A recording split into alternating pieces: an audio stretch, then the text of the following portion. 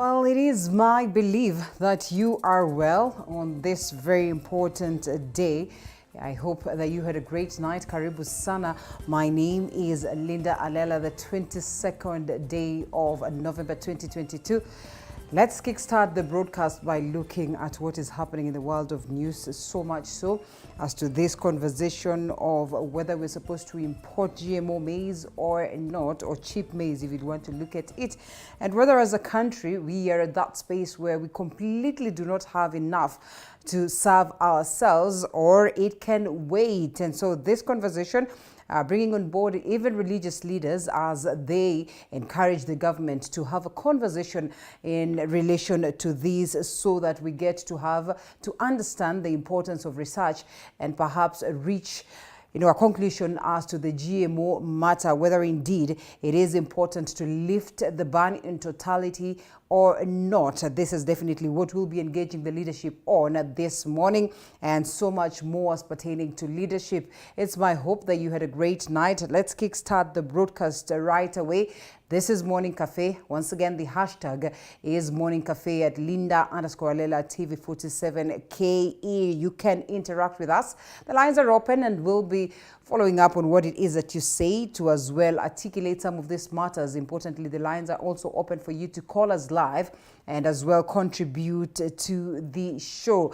As well, later on, we'll be having a discussion as pertaining to business. But this time around, well, just engaging one of the persons that has been hugely in the world of makeup, just to understand how it operates, especially when you know very well that most of the times when we're talking about the budget, there's always an adjustment to makeup upwards. And we seek to understand whether indeed it is as lucrative as it may appear, and just how friendly it is for a majority of them that have taken that direction.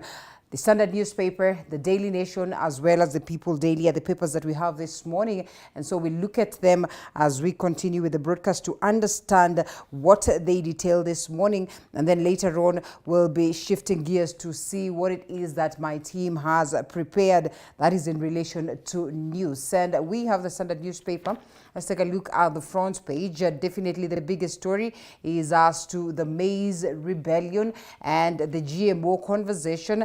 Members of Parliament from the Rift are up in arms over government intention to import maize, and they are saying this move will hurt their constituents who are harvesting their crop at the moment. And the clergy as well demands that there needs to be an apology from Trade CS, that is Moses Kuria, as well as GMO remarks, or on his GMO remarks, and as well calling upon the government that it would be important for them to have this conversation that revolves around the GMO to come up with solutions that are going to be long-term and friendly for the country. This coming perhaps a day after the Right Honorable Raila Odinga, in a statement, argued that the GMO is not the way to go, and that it would be important the government reconsiders its position. Winnie promises to champion EAC integration. That is in relation to the elections that were conducted just the other day as to getting representatives of Yala from the country. And yes, Winnie Odinga finding her way there, the likes of Kennedy Kalonzo, as well, lucky enough, Maina Karobia, the Young Turks, and Shabal, as well as Hassan Omar, these key representatives that were lucky enough to have been given a clean bill of health by the members of Parliament. As we say, congratulations, it is that moment for them to begin work. And so we follow up closely to see just how different they are going to make sure that they speak the conversation of East African integration to success and to perfection. Of loose tongues and lessons for Ruto on loyalists, a story captured on page 12 as well. We're looking to understand just what the Kenya Kwanza leadership is keen on as pertaining to just how they articulate some of these matters, communication at the heart of it, and how they frame their messages. Definitely one of the things that they have been castigated for, and it would be important to just understand what it takes for a leadership to communicate and communicate good for purpose purposes of, quelling some of uncertainties that would arise as to lazy communications or lazy utterances. Mugo Wairimo, a danger to society. This is according to the judge, who says that, well, of course, he drugged women, and he's been sentenced, a quack sentence to 32 years for operating illegal clinic and administering drugs to women with intention to rape. A story captured on page 3, and therefore the judges say that it would be necessary for him to serve the sentence for purposes of protecting any other women or who could have been his culprit. And that away from it, we have the Daily Nation. Ruto plots to take full control of Parliament. This is one of the conversations that we'll be having this morning. 233 is the number of members of Parliament that would give the President and his Kenya Kwanza coalition an easy time in passing laws, especially those on changing the Constitution. And definitely, we seek to understand just how the intentions of the President then would, of course, successfully accord him this control. Jubilee Party members of Parliament targeted in strategy to give the ruling party more support in the House. And, he won over 10 of the 12 independent lawmakers. Kenya Kwanza strategists as well see the possibility of bridging the 44-member gap to a 2/3 majority that would guarantee President William Ruto's coalition an easy time in passing key legislation to support his agenda, that is, as well as powers to approve or reject any changes to the Constitution. This is a story captured on page 4 and 5. Just what are the chances that this is going to see the light of day? And as the chairperson of UDA would say, it is not just about capturing the support in Parliament, it is generally getting huge support as to the line of the United Democratic Alliance, that is the President's UDA party. And what they say is a mission to make it as strong as the likes of Chama cha Mapinduzi in Tanzania. And of course, the world of sports, everyone is watching the FIFA World Cup, and Senegal fall to Dutch opponents, that is in Qatar. And we witnessed that, page 38 and 39. Still, the world is following up on this interesting match that, brings us all together. And definitely one that many will be watching and be following for the better part of the month. 29 years in jail for man who preyed on patients.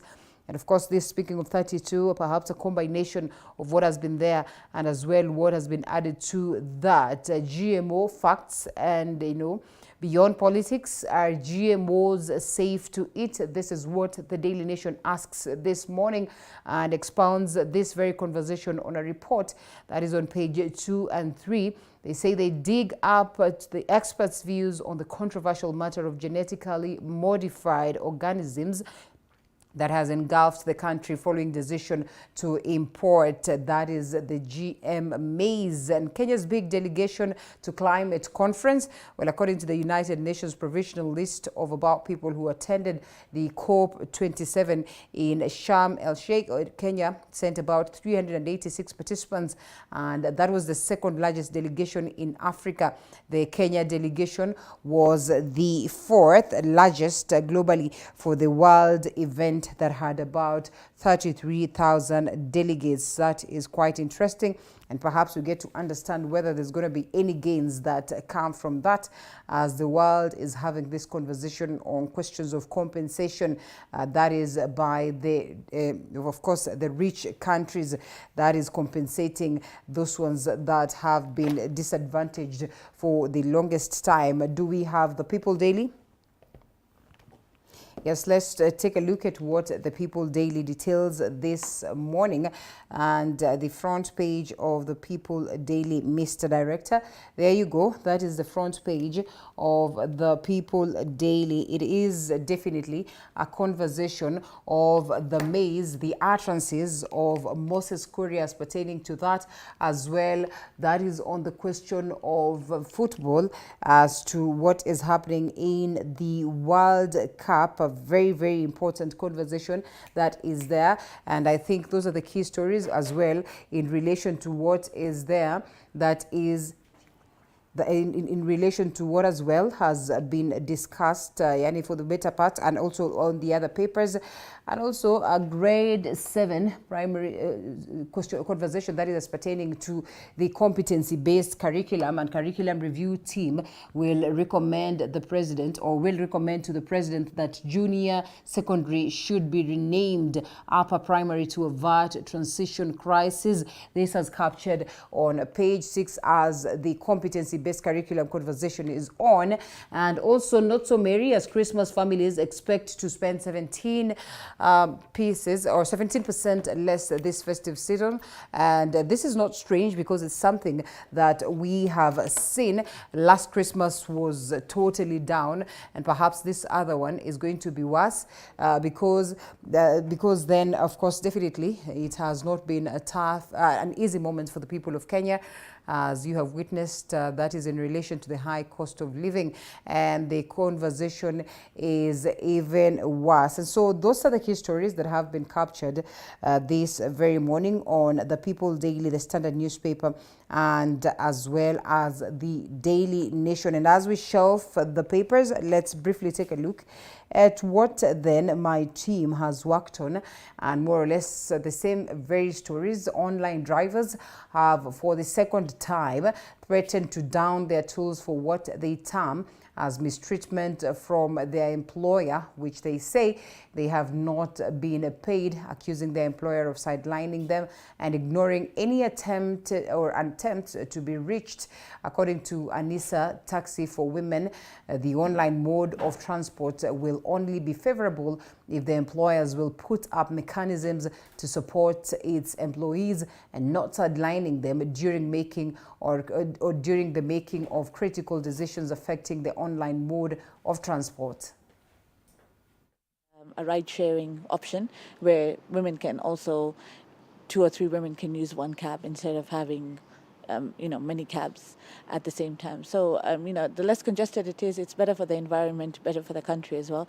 So I think definitely it's a good initiative to take. So unfortunately, there are some competitors who have hidden charges in their apps. We don't. So whatever it is, confirm with the driver that this is the amount they're going to pay us. That's all that they give us as a company.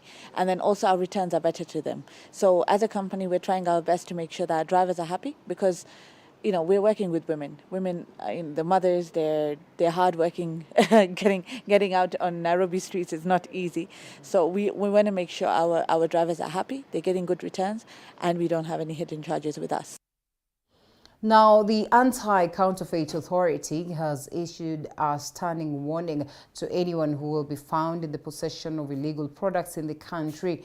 Speaking at a Nairobi hotel, the authority's board officer Flora Mutahi asked all manufacturers in the country to ensure their products are branded and available on the markets to avoid any opportunity for the illegal products replacing the original and legit ones. The conference brought together different stakeholders from different sectors, that is including Kenya Manufacturers Association, Kenya Bureau of Standards, among others. The right direction. We want to get to the right place. We don't want to keep destroying goods. We should not even get them here in the first place. Let it be kept where it was supposed to have come from. Why do we need to destroy? It's better if we keep it there rather than making sure that they're destroyed in Kisumu, or we ask the importer to pay for the destruction charges. We don't just want to walk around knocking one door to another after another. That would be a waste of resources. So we are doing what we call market-led investigations.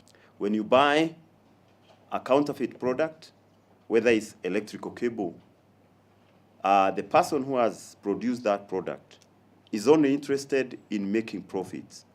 He has no future plans. It's a short-term, way of making money. Now, a family in Olrungai in Nakuru County is pleading for help to settle a bill of 5.5 million shillings to allow the body of their kin that has been detained at Umash Funeral Home for 1 year to be released for burial. The family says the bill is too high for them to raise. Chichi Josephine with that. As Kenya and the world at large lost countless of its people to COVID-19 in the past 2 years, many relatives of the deceased went through agonizing pain. The late Kigera Mwai was among those that died on 6th of October 2021 after contracting the deadly virus. Naliaga juu ya corona. Aliaga on 6 October 2021. According to his widow Eunice Nyambura, they pleaded with the hospital as well as the Omash management to release Kigera's body, promising to pay the bill in intervals, but both managements refused. Tuliwaambiwa tutoe pesa hiyo milioni 5.5 ndio tupewa mwili. Sasa sisi tukashindwa. Kuenda huko tena makasema hatutaki kusikia hiyo maneno yenu, tunataka pesa. Nyambura explains how difficult life has become for her as she has been depressed with the hope that her husband's body will be released for burial. Naishi na huzuni sana kwa sababu kila siku nafikiria si yako kwa moshari sasa, hata kazi sifanyagi vile inakuwa nikifikiria tu maneno yake. Their neighbor James Kariuki says the bill has hugely ballooned, making it difficult for the family and the community at large to raise the money, further calling on well-wishers to chip in and help the family settle the bill. Na tumekaa naye hapa zaidi ya miaka 30 ya udise, na wakati tulienda huko bill ni kama vile mama amesema, na kama community hapa ingekuwa vingumu sana sisi kuweza kuchangisha pesa kiasi hicho. Kwa hivyo sasa tunangojea tu wahisani wale watu wa nia njema tusaidiane ili tuweze kupata hizo pesa, tulipe mochari ili tuweze kupumzisha ndugu yetu huyo. Kariuki adds that the current government should come up with policies to help the less fortunate who suffer from misfortunes like COVID-19, as well as urging private hospitals to be considerate of the people who may not be able to cater for such huge bills. Kwanza tuseme kama sasa most of the mortuaries unajua ni ya kibinafsi, wangekuwa na huruma pia kwa sababu wakiona mwili umekaa na wale ambao ni wahusika hawana nguvu ya kulipa, wangekubali mwili uzikwe, alafu watu waendelee kutafuta nini? Kutafuta pesa kama wahisani wakipatikana. Chichi Josephine, TV 47. Now, Deputy President Rigathi Gachagua says Kenya will continue to engage Western countries for the sake of development. The remarks appeared to target Azimio la Umoja leader, that is Right Honorable Raila Odinga, who had earlier indicated that the Kenya Kwanza government was causing up too much to the west, and that he was speaking at Ladegera area, Garissa County, where he launched a drought response plan to tackle the ongoing drought in the country. He further stated that the government plans to build dams across the country as long-term measure.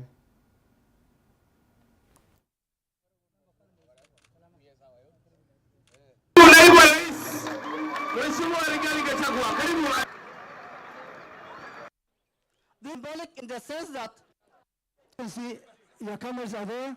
Tutafute suluhisho la kudumu ya kuchimba dams ya kutosha kote katika Jamhuri ya Kenya, hiyo ikuwe suluhisho ambaye ni ya kudumu kusaidia Wakenya wasikufe kwa njaa, na situkue kila mwaka tunatafuta usaidizi ya kuomba chakula, na ni mambo ambaye tunaelewa ya kwamba hii hali itaendelea kwa miaka mingi. Rais William Ruto anashauriana na hao wazungu, atashauriana na Wachina na Warussia na Waarabu na Waafrika, atashauriana na kuwa na mpango na yeyote katika duniani hii ambaye anatakia Kenya mema. Nyinyi mko na shida na hii wazungu wakitusaidia? Mko na shida? Na ile mzee anakuweka shida yake ni gani? Hapa nimeingia hapa kwa hospitali, nimeona usaidizi ya UNICEF, ya World Food Program, hawa wanaita the West, ndio wanasaidia watu hapa ya Garissa. So wamemsaidia. Mbona yeye analalamika na amekaa Nairobi anakaa mzuri? Wewe mzee, wewe kaa Nairobi, wachana na sisi. Wachana na Rais William Ruto. Atafute wazungu, atafute wa China, atafute mtu yeyote katika duniani atasaidia Wakenya. Now, Eldoret-based human rights activists working with street families have condemned the killing of street urchin in Eldoret town. That is Sunday night. The activists have accused members of the public and Uasin Gishu County enforcement officers for being behind the inhumane act targeting innocent street children in town. Boniface Baraza with that. The body of the deceased Dominic Barasa, 22 years old, was found in a pool of blood in Pioneer Estate in the outskirts of Eldoret town with several head injuries. His colleagues claimed that he was ambushed and killed by irate members of the public who accused him that he was involved in the mugging witnessed in Eldoret town in broad daylight last week Thursday. Wengine wakaruka maji huko. Iko mmoja alienda hata na maji, hatujui kwenye alienda, maji limbeba. Ilikuwa kijana mdogo. Hiyo masaa wakamtoa mbio hivyo wakamfukuza. Na kuna jamaa mwingine hapo machoni ndiye alikuwa anamfuata. Yokabedo Wino, a human rights activist working with street families in Eldoret town, has condemned the incident and called for speedy investigation to the matter that has left the street urchin worried.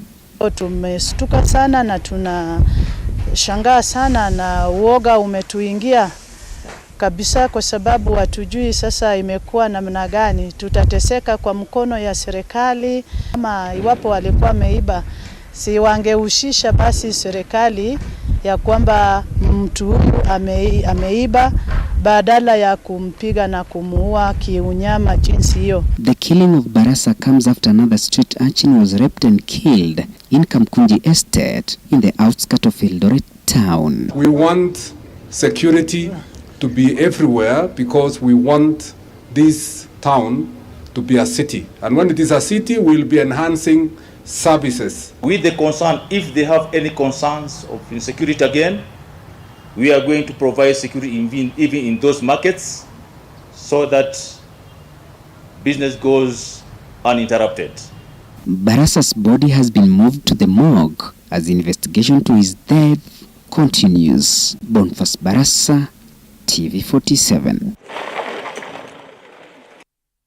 Now, parliamentary coffee caucus of members of parliament drawn from coffee growing areas has protested the listing of former cabinet secretaries Peter Munya and Ukur Yatani as trustees of the New Kenya Planters Cooperative Union KPCU. Speaking in Manzoni, Machakos County, the caucus chair and Githunguri member of parliament Gathoni Wamushomba said it was out of order for the former cabinet secretaries to be listed as shareholders.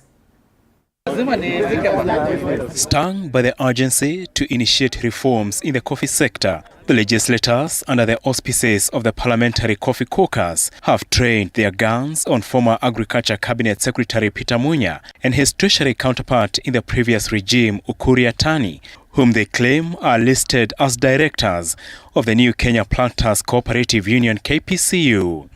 And to our surprise today, we have realized that even the people who are purported to be the owners, the trustees, who have taken over the ownership of New KPCU are former cabinet secretaries. One Yatani, the former Treasury Cabinet Secretary, and one Munya Gatirao, a former Agriculture Cabinet Secretary. You cannot be a caretaker when you have shares. Shares means you spend your money, you bought it. You invested in it. If Munya dies today, unfortunately he's not. If he dies today, it becomes a court issue. Yeah, sure. The family will want to take over New KPCU. Yes. This is why we are saying he must come out clean. The long-day meeting at the Manzoni Lodge, attended by the Cooperative's Cabinet Secretary Simon Chelugui, also agreed to take the matter to Parliament to strike out the two, while pledging to initiate reforms by overturning the coffee regulations passed by Munya, even if it takes an executive order. It's an issue that has come up in this meeting, and it's something I commit myself to rectify if that is the situation, and restore back the leadership of the of the assets and the resources of farmers back to KPCU.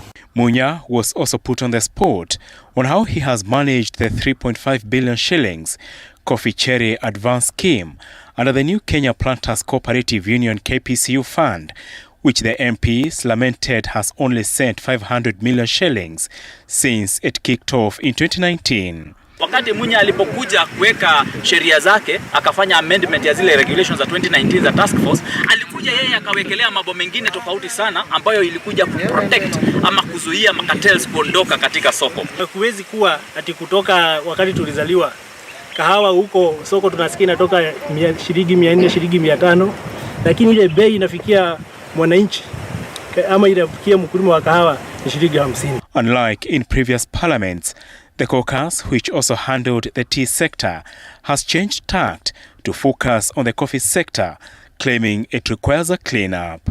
Apul Kamau, TV47. Thank you, Apollo, for that. Now, Kenya and Democratic Republic of Congo will form a joint committee on security, trade and investment.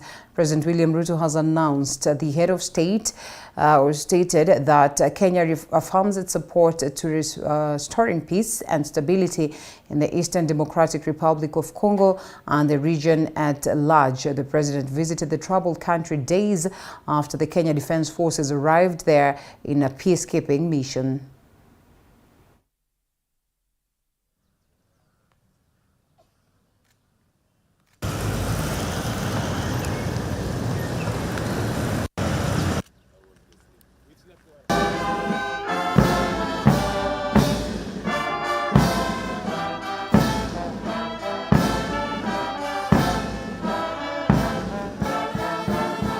Committee of ministers who will work round the clock on all the matters that are of importance to our two countries, from security to trade to investment to agriculture to energy and all the other areas that we have agreed upon, including public administration, so that we can leverage on the advantages we have in our countries for the mutual benefit of the people of DRC and the people of Kenya. I look forward to receiving President Tshisekedi in Nairobi early next year to be able to take these discussions to the next level. And Mr. President, I want to thank you very sincerely for your leadership and for your commitment to securing all the people of the DRC and making sure that this country is safe and secure. And I want to promise you my commitment, and I want to promise you my support and that of the people and government of Kenya in your quest to have a peaceful country so that development and progress can be achieved. Now, a college student has denied selling fake national examination papers through his Telegram account of 20,000 followers. Monday, the suspect Peter Kamanja Jambi was charged in court. Second-year student at Rift Valley Institute of Science and Technology was accused of knowingly publicizing information through electronic media, that is Telegram, operating under the name Professor David James, claiming to be offering Kenya National Examination papers which he knew to be false. It is also alleged that he committed the offense of various dates or on various dates between 1st November 2022 and the 19th of November 2022 at an unknown location within the country. Peter also faces other charges of unlawfully being in possession of an East African Community passport registered in the name of David Kimani Thuo in Kabas's town, Nakuru County. The accused, of course, was apprehended on 19th November 2022 as part of a combined operation by the Kenya National Examination Council and the Directorate of Criminal Investigations. He was granted a cash bail of 500,000 shillings or an alternative of 1 million shillings bond. The case will be mentioned on the 5th December 2022.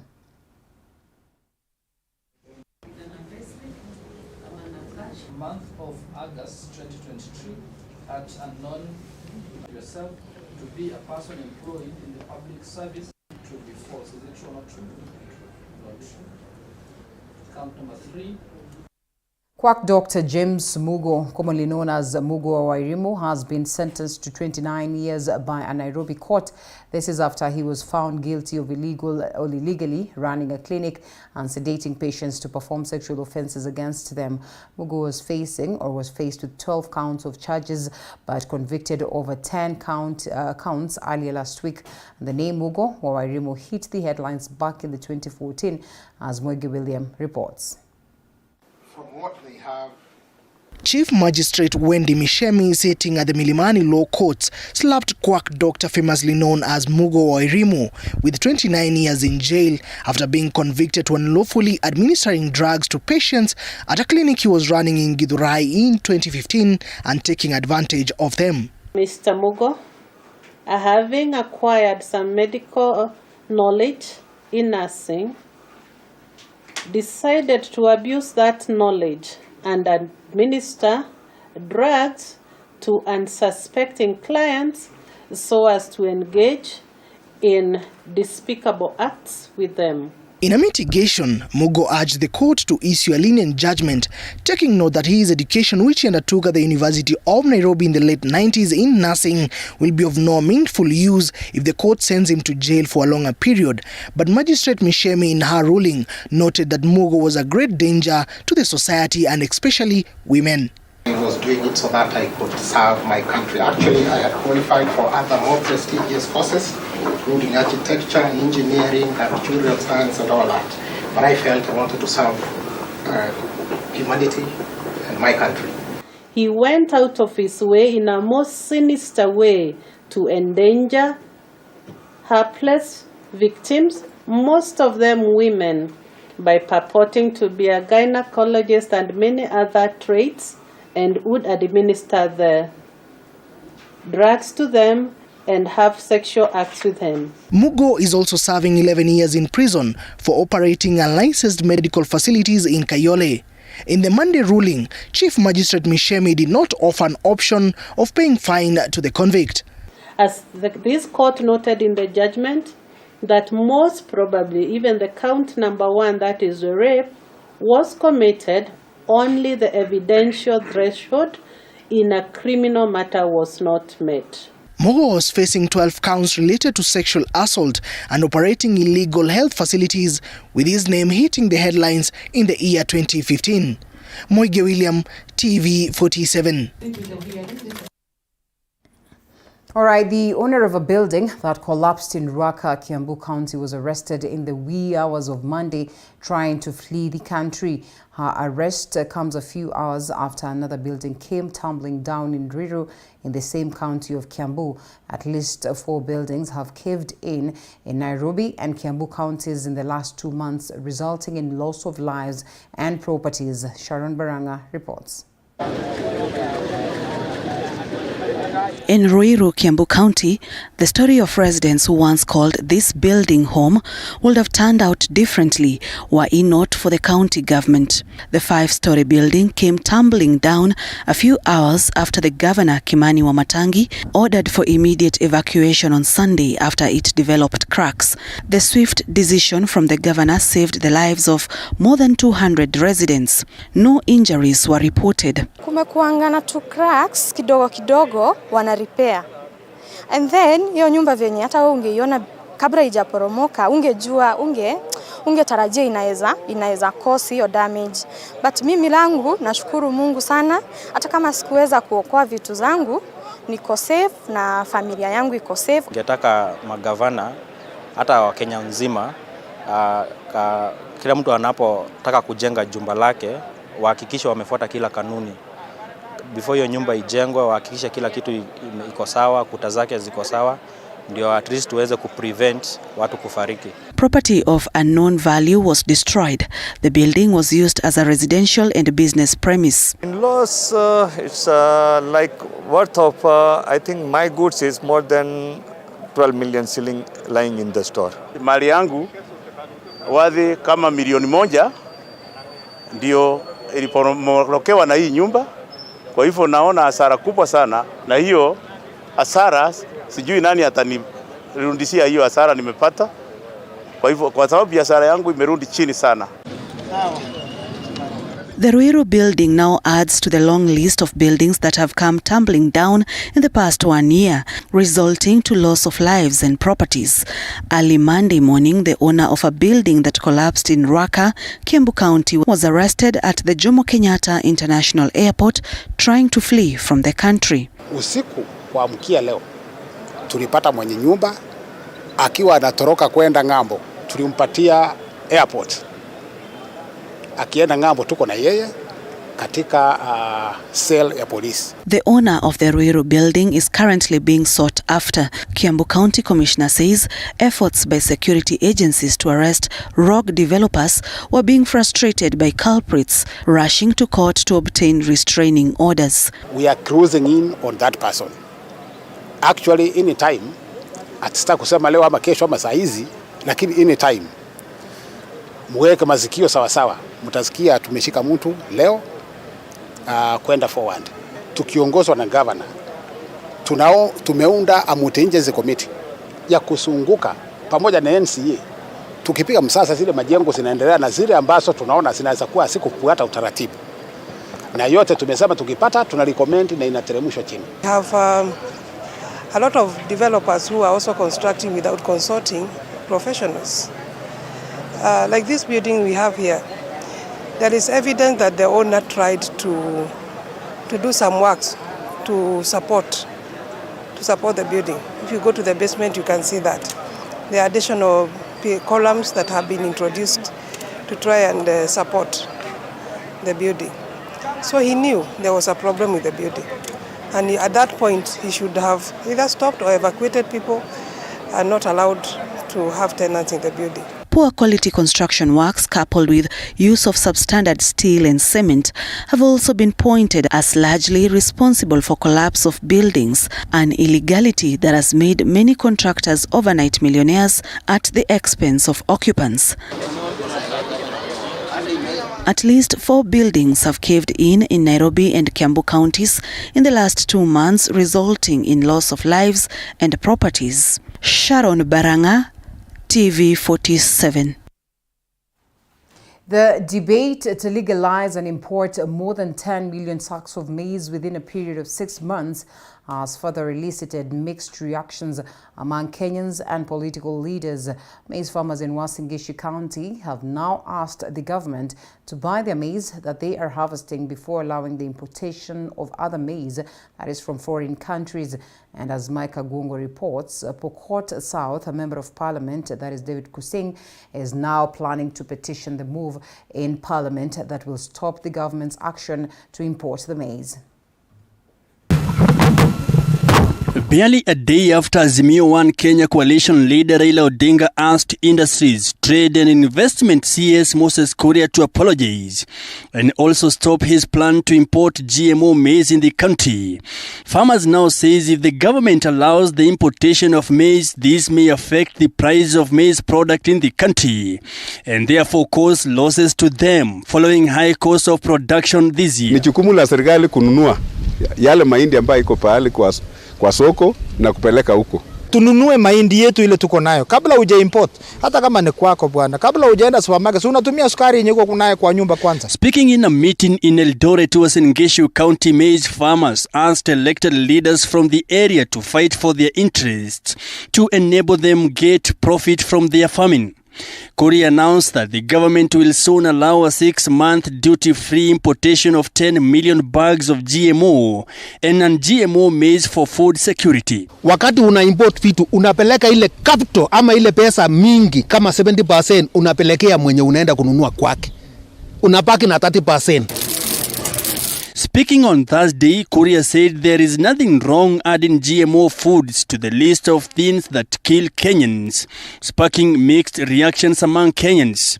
Pokot South MP David Kosin said the planned importation will be detrimental to the maize farmers who spent a fortune to produce their grain. I want to call the minister to stop with immediate effect. I'm going to petition tomorrow Parliament so that Parliament can also weigh on this issue, that the minister should stop And if he doesn't stop, we'll tell the farmers. And he will see the wrath of farmers. He said that the government should mop up maize from farmers in North Rift and only import in March next year, once farmers' products have been sold. The minister should not import even one single bag of maize between now and February, March next year. Is when we can now say the minister will have mopped all the maize from our farmers. Then now, if there's no sufficient maize, he can argue. And where is public participation? He's forgotten. That's why I'm saying that the minister is erratic. He used to be erratic, I know him. He should stop and know that he's the minister. Kosin said the farmers spent an average of 60,500 shillings to produce 25 bags in 1 acre of land.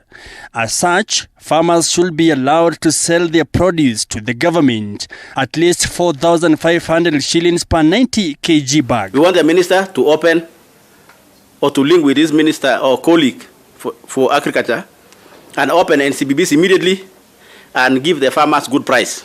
And the minimum price farmers are telling me to tell him today is 4,500 a bag. Mike Kagwongo, TV 47, Nairobi. Well, the key story that we focus on this morning alongside others, I hope that you can start dropping in your comments. The hashtag is Morning Cafe at Linda_Lela TV47KA. We sample them as we continue with the broadcast. Shortly, I get to introduce the gentleman that will help me decipher on these very matters. But for now, allow us to take a quick short break and then we come back to that.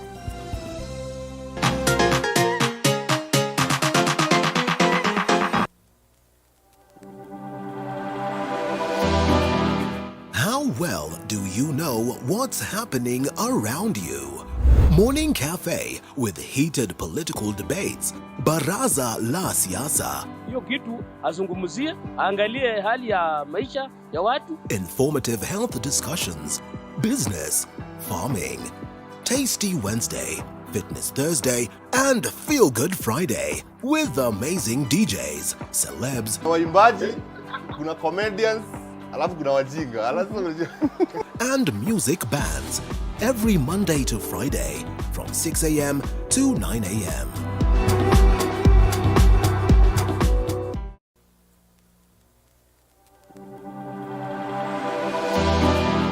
How well do you know what's happening around you?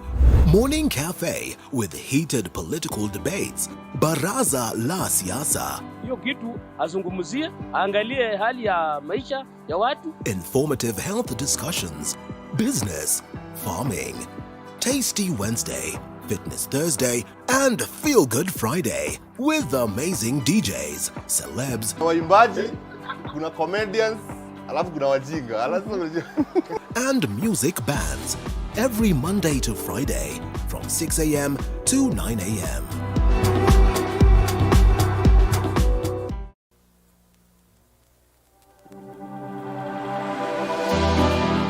How well do you know what's happening around you?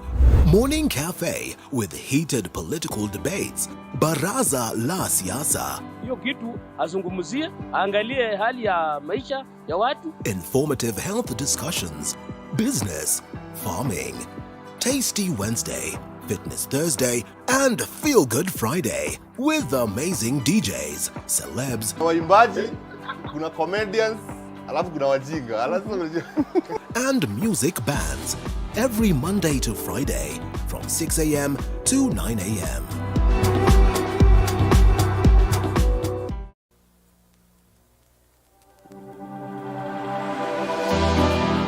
How well do you know what's happening around you? Morning Cafe with heated political debates. Baraza la siasa. Hiyo kitu azungumzie, angalie hali ya maisha ya watu. Informative health discussions. Business, farming. Tasty Wednesday, Fitness Thursday, and Feel Good Friday with amazing DJs, celebs, Waimbaji, kuna comedians, alafu kuna wajinga. and music bands every Monday to Friday from 6 a.m. to 9 a.m.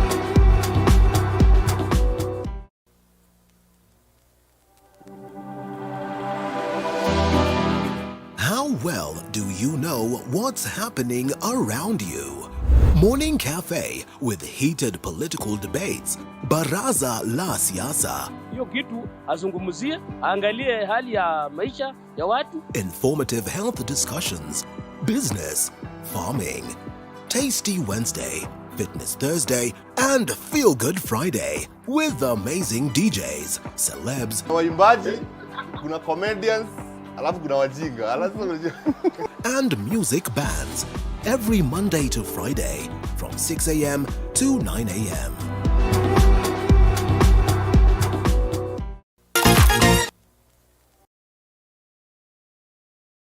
The hashtag is Morning Cafe at Linda_Lela TV47KE. That is how you get to interact with us as we get to these very important conversations as pertaining to what is happening in the country. In studio with me is Honorable Geoffrey Ruku, who's a member of parliament of Mbeere North, joining us shortly for this very conversation, as well as Suleiman Bashir, who is a lawyer, and as well we're expecting to get a hold of Honorable Mutunga, who should be joining us shortly. I'll introduce him once he is in studio. And the gentlemen are all set to discuss this GMO conversation, but most importantly, as well, other matters that are happening in the country. And Mheshimiwa, good morning. It's good to have you. Good morning. The last time you were here, I wasn't here, but it's good to have you once again. You did. Bashir, how have you been? Umepotea sana. Thank you for having me. It's always a pleasure to have you joining us. The people of Mbeere North, all well? Yeah, they're doing well. All right, your neighbors are not. You have? We have rains. Right. The last It's a time blessing. I was here, there was no rain. It was drought, but at the moment, at least we have rains. It's been historic to register that in Embu, Meru, we have witnessed cases of, starvation. It's quite unfortunate and perhaps pretty much of a surprise, especially when we're looking at the mountain and those sides. My constituency is almost 80% semi-arid area. Yeah. Yes, true, it is in Embu County, but it is located within the agroecological zone, which is a semi-arid area. Yeah. I know Manyata and Rojenjes is not a semi-arid area. We have tea and coffee because it's near the forest.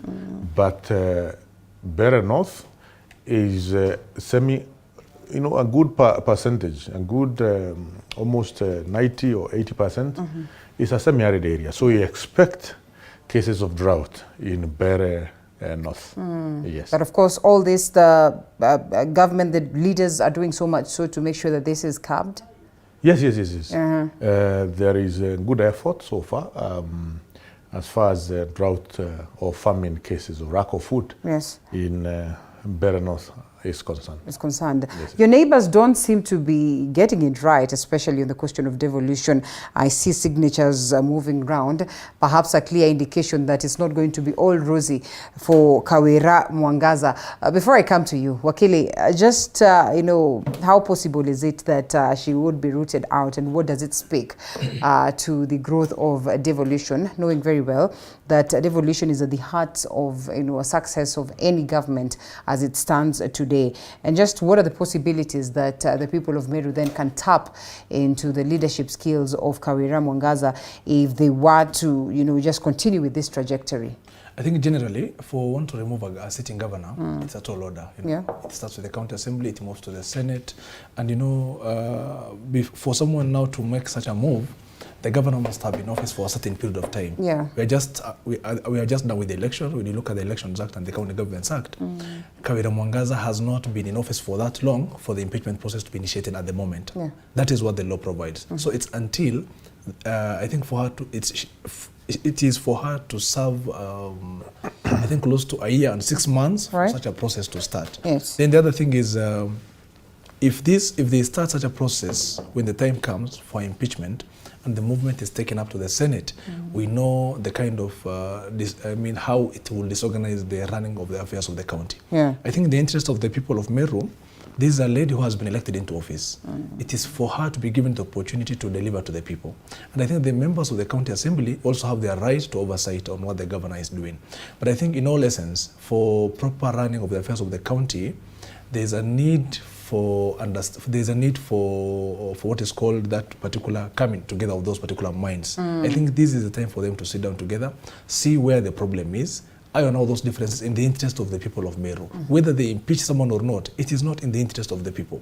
The people have just gone through an electoral cycle. It is now for the local leadership to deliver back to the people. But you know, when the kind of now political dramas that we can see all over the country, it is not sending good signals to the country and to the people of Meru. I think it is really important for the governor to put her house in order, to put her county in order, and for the assembly to do what is right. It should not be in their own interest or what they want in the individual essence. It should be about the people of Meru. And I think once we mature that way, there's a way that the country shall benefit from this particular system. So it's a wait and see issue. And you know, again, we have a country when one such process starts, another county again takes up a thing, like, another follows, another follows. Let us not put ourselves back to these particular dramas. It's about giving the people an opportunity to serve them, and it's also about delivering to the people. Right, and Mheshimiwa, it's next door neighbor, and there's a lady as well next door. Perhaps Embu picking it up well from the reports that we receive. What does it mean? What does it speak when the next door neighbor is going through this? And perhaps the constitutional timelines that would dictate when then such conversations would begin. But we already are seeing, you know, notices that are, of course, you know, about this motion of impeachment. And as well, we have seen signatures making rounds. What is this and what to expect? Thank you. What the people of Meru are trying to say is that they elected one governor. They did not elect two governors. In simple terms, let the husband of the Meru governor, you know, stay away. You know, take back seat. Let your wife, who is now the governor, discharge her mandate as the governor. After the EACC conversation and all that, you want to tell me that he's still on? But that's one of the major problems. It's as simple as that. But Mheshimiwa, let's be fair enough for the gentlemen or for the men of these women, because we have also seen the ladies, that is of the presidents, you know, taking charge, you know, conducting some 2-3 other matters.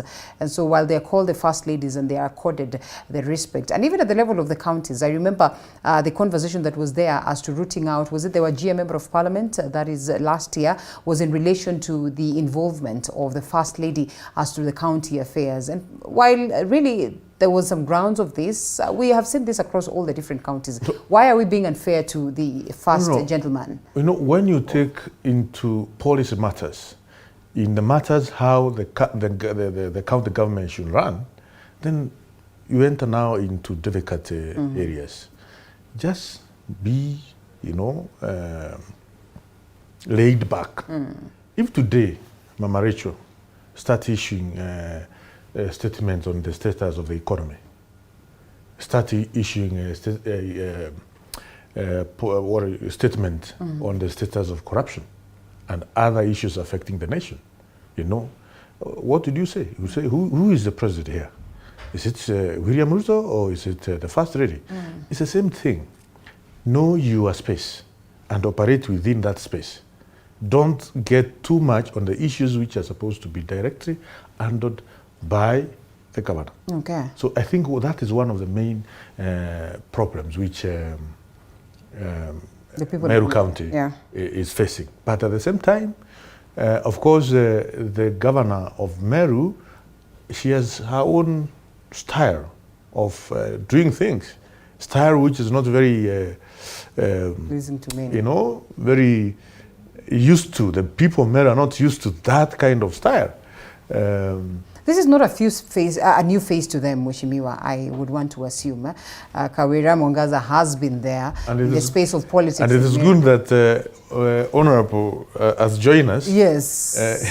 He has the Roka Istanti to comment into details as far as Meru County politics is concerned.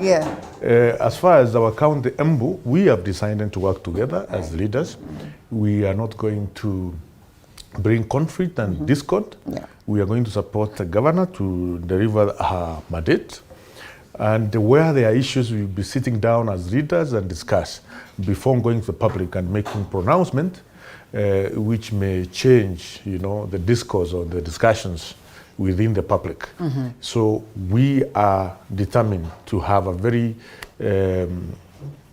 good working environment. And we promote it through consultation, through regular meetings, informal and formal, so that we support each other. We say that when your neighbor coughs, definitely there are chances that you're going to, get that cold.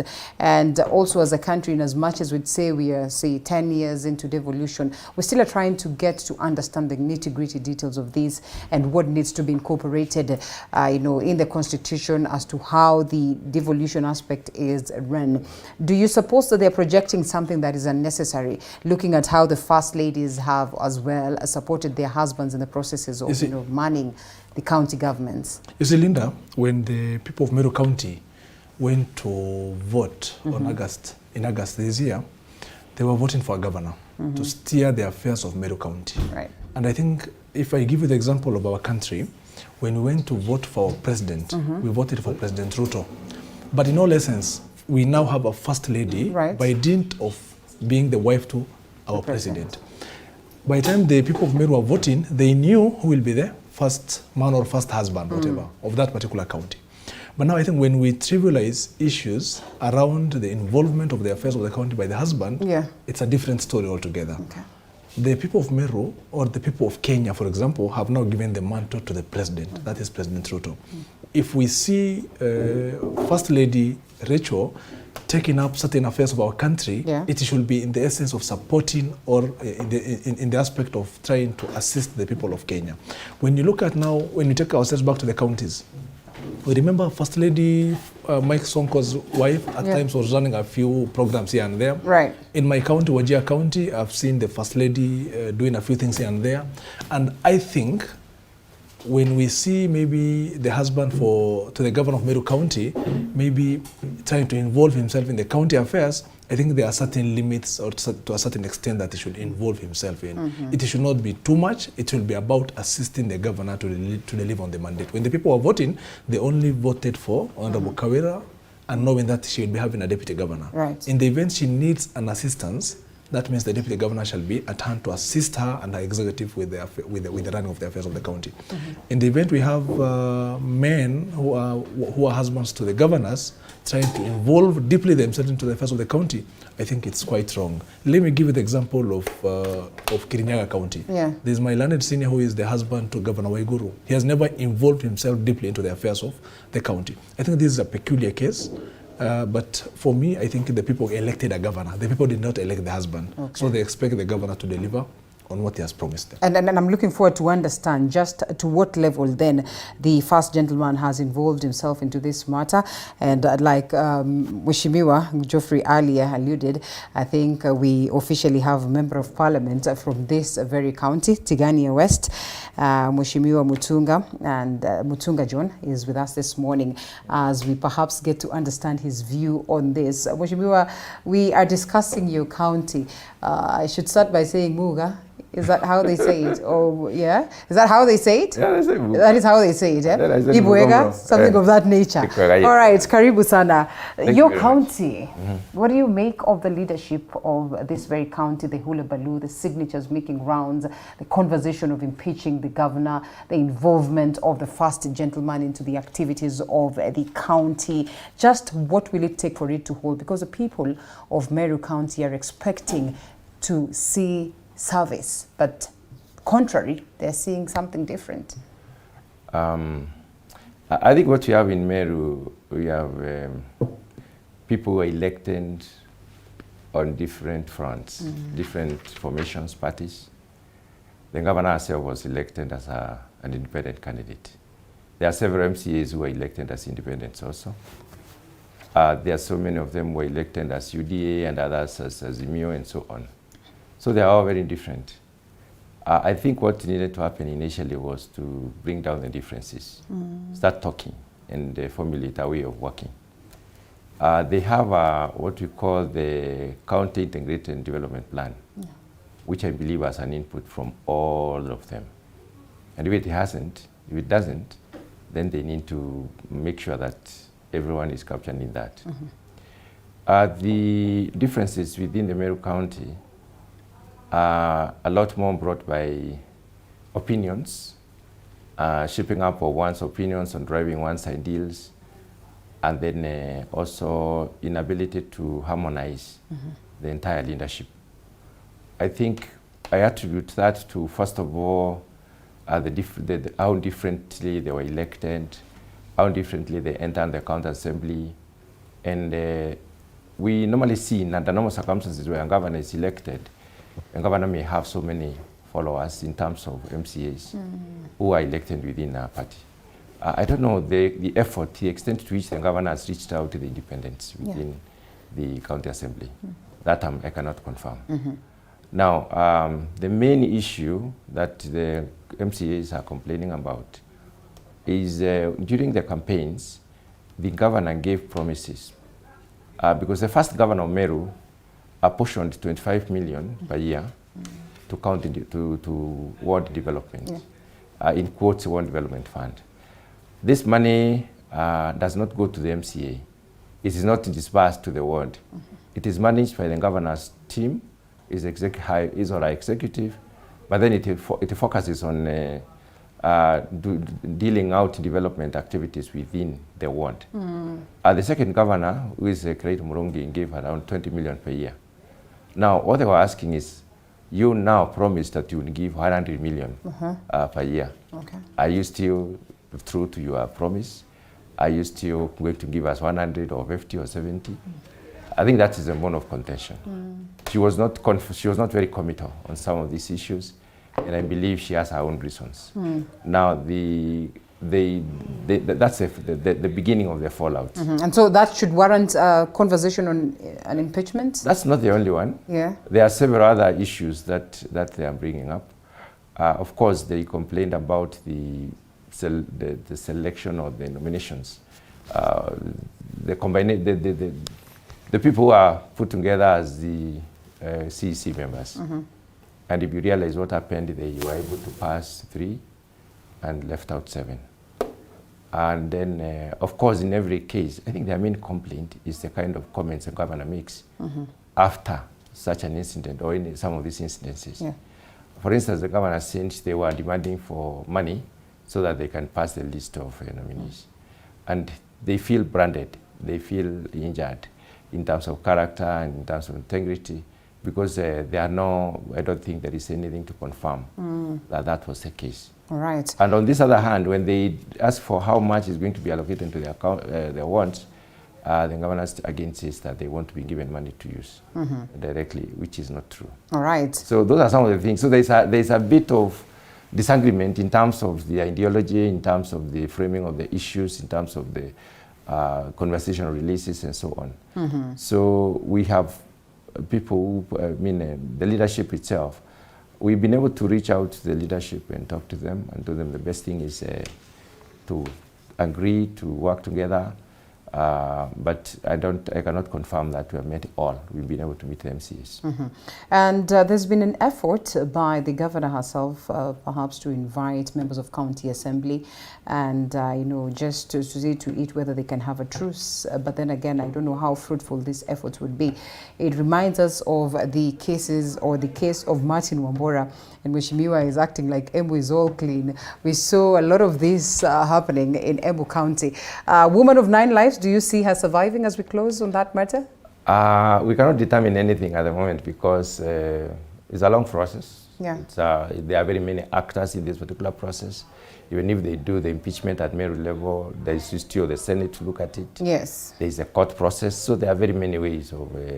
So what we are saying is that it is not necessary to have a lot of fights. What they need to do is to agree and resolve the little differences, if I may call them. Yeah.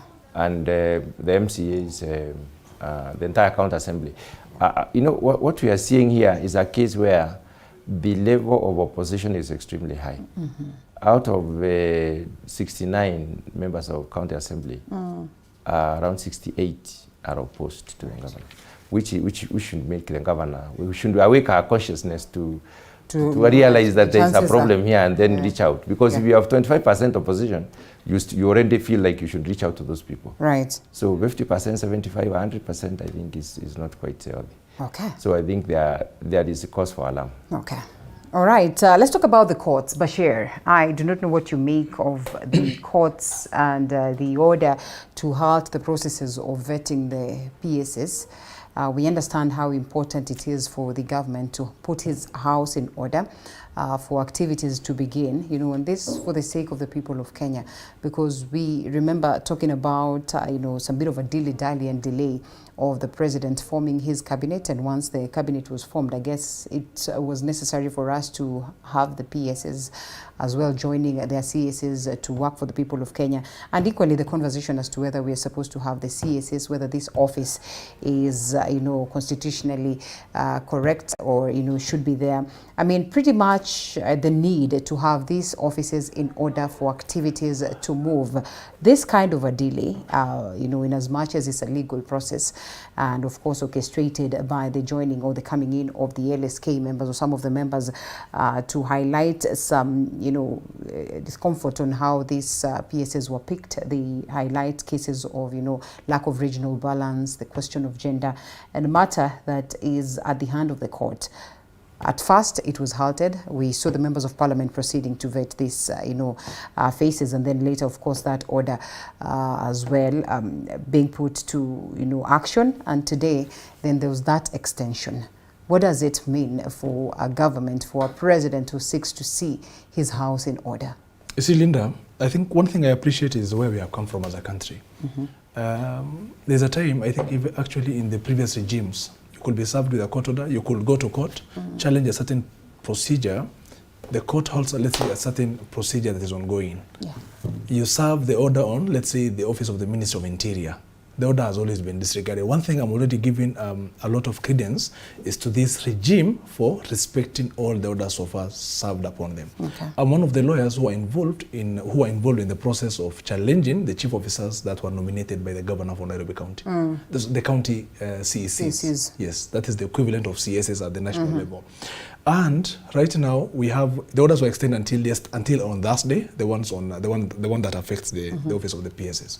One thing that we should appreciate is all the issues that were raised in the court are constitutional grounds. These are good constitutional grounds upon which these particular processes have been challenged.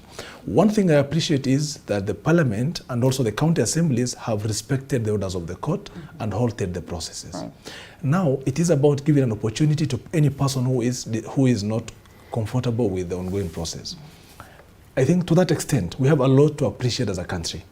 We are past a time when an order could be served upon a government institution and it could be disregarded just like that. So for me as a practitioner, I give a lot of respect and a lot of appreciation to the respect for these orders. The big question is, are there any gaps? No, there are no gaps. We still have principal secretary who are still in office. The anticipation of the law is until these new PSs take up office or until they assume the office, those particular ones who are in office shall assist the executive with the discharge of governmental functions. So for now, there are no gaps. There are no vacancies here and there. We're talking about a regime that has highly been castigated, or faces that were there during the regime of Uhuru Kenyatta, that this very government is highly castigating. The irony of it all is that they were part and parcel of that very government as well. Just how then is there that, you know, belief and confidence that they're managing matters as we would expect? No, I think this particular regime, it actually hurts off. It's doing so well. You know, when you want to see the orderliness of a state and its people, it starts with the respect for the rule of law. I think so far, this particular government has shown us that particular signal. If you compare this to the previous, to actually the recent regime of President Uhuru Kenyatta, in as much as we may say that our president was then the deputy president in that particular regime, he has now shown us the respect that he has for the rule of law. I think one other thing that I've actually mentioned previously is that this is a president that immediately assumed office. What did he do? He gave an opportunity to certain judges whose time actually had come for them to assume certain offices. And we know what the Court of Appeals have been going through. So I think from the word go, since our president has assumed office, he has shown a lot of respect for the rule of law. And I think my clarion call on him is to show him, is to appreciate him and pray to him that he continues with the same trajectory. Linda, another thing, when you find the national government respecting court orders, the same is reflected in the county governments. In the event, let's say the order that had been served on the National Assembly to stop the vetting exercise had been disregarded, the same would have reflected at the county assemblies that are now vetting, let's say, the CECs and the chief officers. So I think we are now a country that has shown a lot in terms of how we are appreciating and respecting the rule of law. Okay. When it comes to whether or not it is interfering with the running of the affairs of the government, this is the price of the democracy. This is the right that we have given ourselves under the Constitution. Let us not say that why are these people interfering with us? No. What is happening is, let me give you, for example, the case of Nakuru County, there will be a ruling on Thursday with respect to those particular county CECs that had been halted by the court. The vetting process had also been halted by the court. In the case of Nairobi County, also the process is being expedited. In the case of the PSS, we understand that the Office of the Attorney General had filed a preliminary appeal, a preliminary objection, meaning the court will also be making a ruling on that. Meaning this tells you that the courts are also trying to move with speed to dispose of with this matter once and for all. Okay. And I think to that extent, we have a lot to say about how the process is ongoing. It is going fairly fast. There is no lacuna as such because the previous regime PSS are still in office. They can still assist with the running of the affairs of the government. Okay.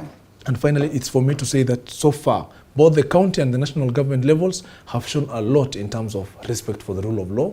And I think it's about the price of democracy. The people of Kenya can challenge a certain process.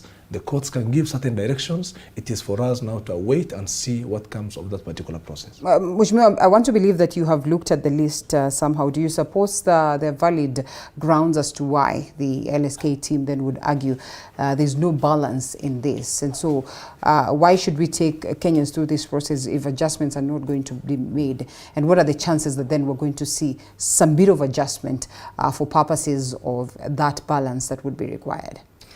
Thank you, Rita. One of the tenets of this government, Kenya Kwanza government, is that it's going to respect the rule of law.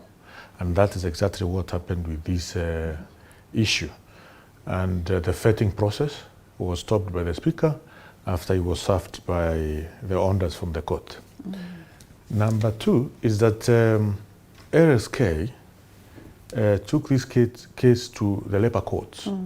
One, it is a matter of employer-employee relationship. So the labor court has no jurisdiction at all as far as this case is concerned because those are nominees. They are not employed, okay, by the government up to this minute.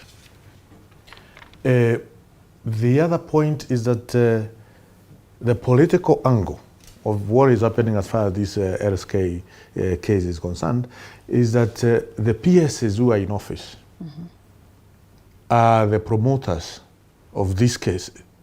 They want to extend their stay in the office. And we should discourage such kind of moves because it is not healthy for the government, for a new government which want to discharge its mandate as quickly as possible to its people, knowing that we have many issues which need to be aligned with the vision of the president. When one of the claims by LSK is that there are those who are nominees who are not shortlisted. And actually, when you interrogate the list, the shortlisting, and those who are interviewed by Public Service Commission, you'll find none of them who was nominated by the president who did not go through the interviewing process by Public Service Commission. I know I sit in the Committee of Tourism and Wildlife, and one of our PSs, the nominee of Tourism and Wildlife, is one of those who were listed by LSK as the person who was not shortlisted for the interviews by Public Service Commission. But it is wrong. So sometimes when we are forwarding some of these cases to the courts, let also the lawyers do a very thorough due diligence. You want to tell me there was, what was this list that was causing controversy? That came later? From where I sit, I don't know about the other committees, but the LSK case, as one of our nominees for peers in tourism that she was, I don't know whether it's a lady or man, was not shortlisted and did not go through the interviews process. Of course, the court has to sit and interrogate and see whether it is true claims or not. But we are forwarded the shortlist by Public Service Commission, and we know that the nominee of peers in tourism and all, 2 of them were shortlisted and they attended interviews. But the LSK is claiming they did not. They did not. Okay. I mean, it is lack of doing proper research, due diligence, just probably I know Bashir is banning, and also Mheshimiwa is banning to come in. Bashir will come to you. Yes, Mheshimiwa. I think the issue of LSK going to court can be looked at through several lenses. Why did they have to go to court? I think it's the first time we've seen such an action. First of all, they want to remain extremely relevant. Is it? But you don't remain relevant by commenting on nothing. Yes. Okay. I think that is important. It's important for LSK to also be careful, especially having realized what happened during the period around declaration of the presidency, and then the case in court, in the Supreme Court, where we had very senior and respected lawyers telling Kenyans lies. We don't want such kind of thing to be repeated. Okay. First of all, the president is a very careful man. He's not just anybody. He's a very, very intelligent and careful person. Yeah. He'll not do anything which can cause ridicule or tarnish his name when he is aware. And he has an advisory system, and he respects advice and processes advice correctly. So it is very important for us to be very careful when we have to go through some processes like that on LSK. It was just a matter of bringing up things that do not exist. The question is, when now it is proved beyond the reasonable doubt, there was no cause for alarm. We let defame or fame LSK. The second thing is that when you say somebody has not been shortlisted for interview, or has not been interviewed by Public Service Commission, and the Public Service Commission submits the list of names of all those people interviewed. The first question in a vetting process is, when, at what time were you interviewed? Which day and at what time? What number is that person? There's somebody in the panel to verify with the list of the people who are interviewed by Public Service Commission. Right. So in everything, we normally write to all institutions, the EACC, the DCI, to write to us and tell us that these people are actually clean. They do not have any, negative record. We get the list from Public Service Commission. So all these things are thoroughly checked. Before you start asking somebody questions, they have to get through the qualification by verification of documents. To overlook that, the numbers, the regional balance, the question of gender. Yeah, the question of gender has been misused in this country a lot. Is it? And I think what has happened is that we have over-amplified the female gender against the male gender. We have marginalized the male gender. The boys, the young men these days are not as powerful as the young ladies. I can tell you that for free. Okay. I'll tell you why. During Moi's time, we started the gender issue, trying to bring up the girl child, and so we forgot there is also a boy child. We still are in this space where the society is patriarchal, largely. Let me finish my submission. I'm trying to say that we have over-amplified. Okay. Even when there is no particular reason. Not in every formation should you have to, should you go check through the lens of the constitutional requirements. Look at probably the entire executive. Do we have gender balance? Because if you tell somebody, when you have to appoint a certain position, you have to check whether you are balanced. Let's look at the case of cabinet secretaries. Right. We do not have 1 than 2 thans. We have almost half. So if we take the cabinet secretaries and take the principal secretaries and put them together, are we not having a gender balance? Okay. Let's be looking at it, because principal secretaries are working in very close coordination with the cabinet secretaries. This is a function. They are driving government functions. So let's not be looking at it in every small aspect, every strata. We see whether there is gender balance. And personally, I don't really believe that over-amplifying the femininity in this country is the best thing to do. Let's not try to say that our ladies are not powerful. They are strong. I've seen them in Bunge. They argue. They are very powerful. They're very powerful. They are good. And so you think they should fight their way up? But then once somebody is nominated, the next time they come in directly. Yeah. All they need is to be able to profile themselves, get an opportunity to profile them. And I think that is where we are, Mheshimiwa. When we say appoint, at least give us a half-half, you know, and when we're talking about balance, let's talk half-half for a moment. We were talking about a third and two-thirds, but then now you're talking about half-half. Okay. Let's just leave these things to go naturally. I've seen governments like the government of Ghana. We have about 20-something women in there. And it has been deliberate. Without any deliberate effort. There's been, affirmative action has been there. It's deliberate in South Africa. Not in their constitution. In it Rwanda. is there in the civil society movement, not in the constitution. Okay. Well, Bashir, perhaps to look out this very conversation, because it's on and we wait to see what the courts then will deliberate as pertaining to the same. This conversation of gender is a little bit too much projected, and perhaps we need to tone down on the same. Is there a valid case when you look at the report of the LSK to the courts, to a point where the courts have literally, you know, halted this very process? You see, I think, Linda, the LSK has filed this petition in the interest of the people. It has actually done this as a public interest litigant. Yes. And you know, just to give you a picture, when we are doing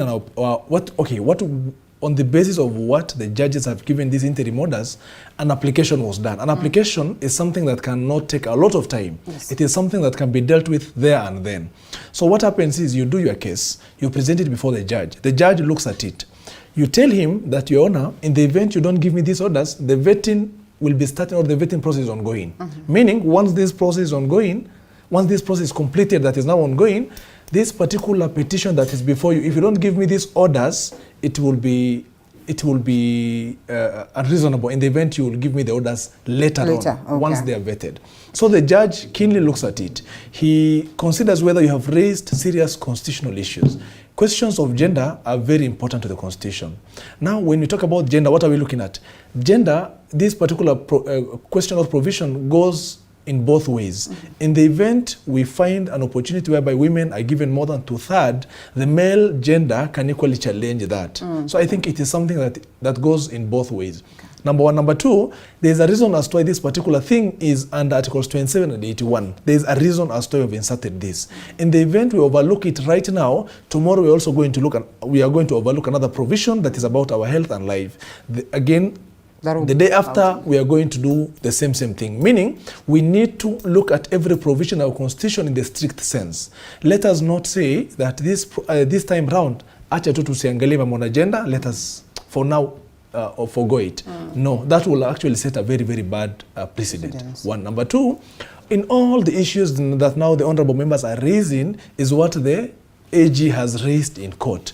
It is what those particular reports, who was nominated, who was there, who was in that list, and who wasn't, that is by now has been supplied to the court.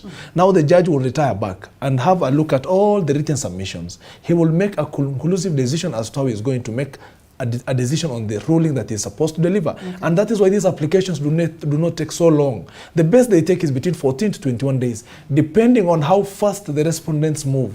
The reason as why these cases delay a bit is, once we serve them, the judge will tell you, go and serve the AG, come back tomorrow for inter-parties. Mostly you will find the government councils or the state councils do not come on record immediately. They are the ones who don't move with speed. In the event you have both lawyers representing both sides responding to the court very swiftly and very fastly, these matters will not even take 14 days. And the Attorney General challenges this, of course, citing the fact that this will delay the performance and the swinging to action of the current government in terms of services, in terms of development, in terms of serving the people of Kenya. What does that mean? In his own wisdom, and of course as a senior lawyer of this country, the Attorney General sees it necessary to have the courts reconsider this move that they are taking. Why do you suppose it's... You see, the courts, they have checks over the other arms of the government. The judiciary has those particular powers. So I think what the AG has done so far is that he has filed a PO. He is trying to challenge the jurisdiction of the court. Now the court has given him an opportunity to submit on his PO, which he did. Now the court is going to make a ruling whether or not the PO or what is called the preliminary objection. He's saying that this particular court has no jurisdiction to entertain this case. But let me even tell you this. Even the question of CECs that we have filed in Nairobi challenging the nominees of the governor, we have filed it at the employment court. We got the orders. Let me take you to Nakuru. Those particular nominees by Governor Kika, they were filed at the employment court in Nakuru. Now lately we have something called a petition within the employment court. So there are various issues, and all these issues are supposed to be looked at conclusively by the court. Okay. There's another provision that says, before you challenge, by the time you're making these challenges, also submit your challenge before the Public Service Commission. So the courts are supposed to also preserve this whilst giving an opportunity to make an appeal before the Public Service Commission. Okay. So there are certain issues that the courts consider, but what I'm saying is, in all essence, the reason as to why courts give orders is so that this exercise or this particular process before the court is not just a waste of time. It's not ridiculed, because in the event those orders were not given, assuming the vetting process will have been done and approval will have been done by now.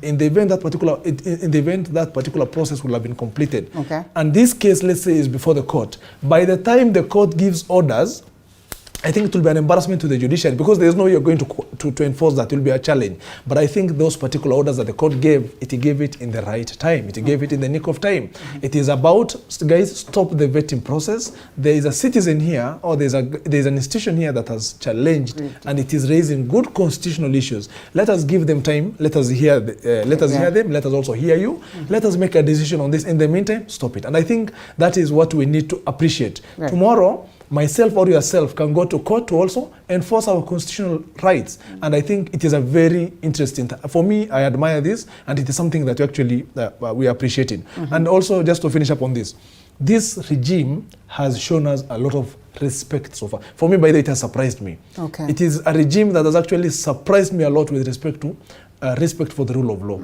Thumbs up for that.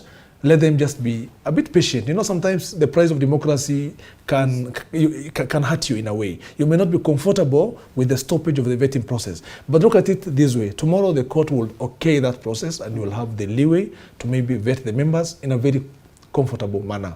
Well put. Where in a scenario whereby all the parties were given an opportunity. Okay, gentlemen, I am told that your team, Mheshimiwa, or better yet, your president, our president, but generally your party leader, is in a mission to make sure that he takes full control of Parliament. True or not is a question of wait and see. But we come back to just understand how important it is for that to happen.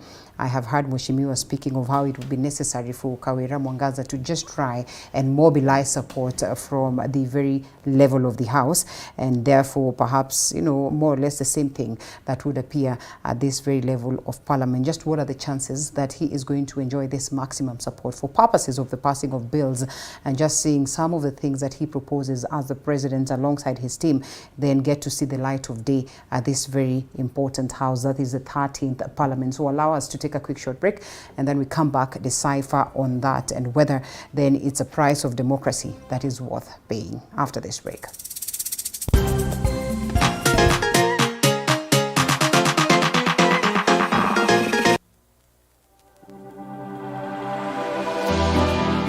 How well do you know what's happening around you? Morning Cafe with heated political debates. Baraza la Siasa. Hiyo kitu azungumzie, angalie hali ya maisha ya watu. Informative health discussions. Business, farming. Tasty Wednesday, Fitness Thursday, and Feel Good Friday with amazing DJs, celebs, waimbaji, kuna comedians, alafu kuna wajinga. and music bands every Monday to Friday from 6 a.m. to 9 a.m.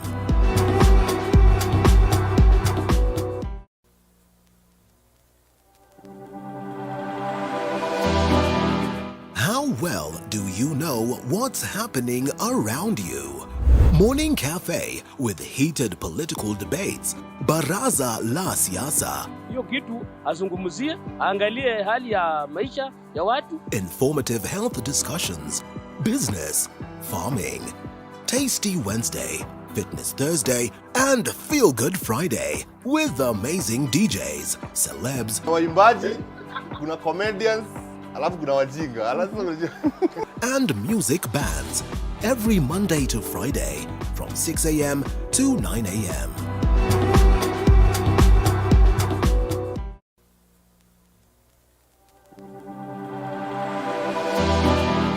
How well do you know what's happening around you? Morning Cafe with heated political debates. Baraza la Siasa. Hiyo kitu azungumzie, angalie hali ya maisha ya watu. Informative health discussions. Business, farming. Tasty Wednesday, Fitness Thursday, and Feel Good Friday with amazing DJs, celebs, waimbaji, kuna comedians, alafu kuna wajinga, and music bands every Monday to Friday from 6 a.m. to 9 a.m.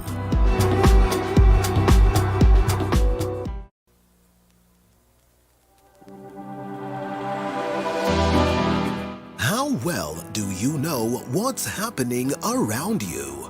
Morning Cafe with heated political debates. Baraza la Siasa. Hiyo kitu azungumzie, angalie hali ya maisha ya watu. Informative health discussions. Business, farming. Tasty Wednesday, Fitness Thursday, and Feel Good Friday with amazing DJs, celebs, waimbaji, kuna comedians, alafu kuna wajinga, and music bands every Monday to Friday from 6 a.m. to 9 a.m.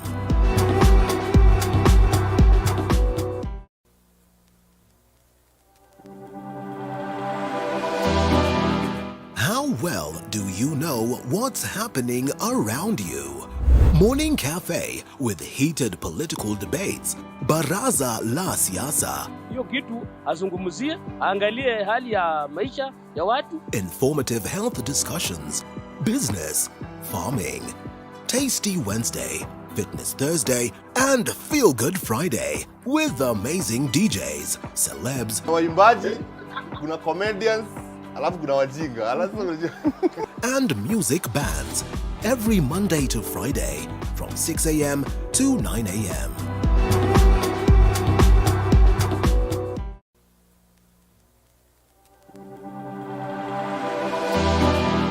How well do you know what's happening around you? Morning Cafe with heated political debates. Baraza la Siasa. Hiyo kitu azungumzie, angalie hali ya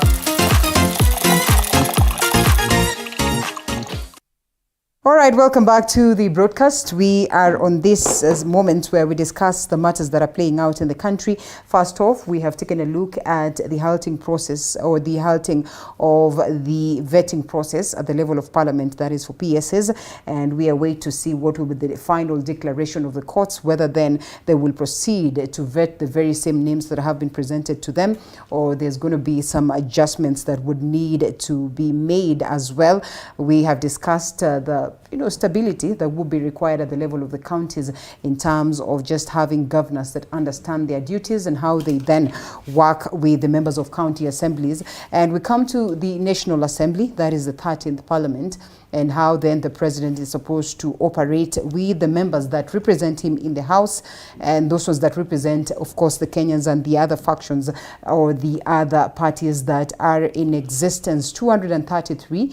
Well, the number of members of parliament that would give the president and his Kenya Kwanza team, a coalition, an easy time in passing laws, especially those on changing the constitution. Already, the president has an upper hand, but perhaps it appears like it's almost a 50-50 affair with the other coalition, and it would be necessary for him to get maximum support, perhaps from the independent candidates or the independent, members of parliament, as well as, those ones that align to different other parties. Just what is the ultimate goal? What is the ultimate plan, Mheshimiwa? Thank you, Leader. The ultimate goal of the ruling coalition, one, is to disorganize the opposition as much as possible, to make them continue fighting, and if possible, two, to get, a big chunk of the opposition to the ruling coalition. If we achieve that, we'll be able to govern this country very well, in a very peaceful manner, and achieve the target which we have set to ourselves as a government in serving the people of Kenya.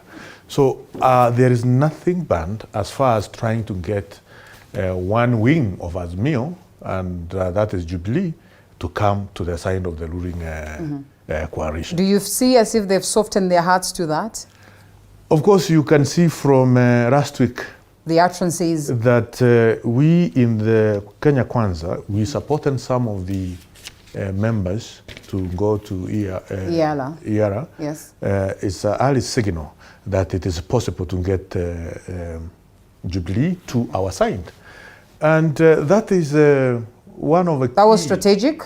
That is one of the key, what I may say, responsibility as a governing coalition to ensure we keep opposition very busy fighting among themselves.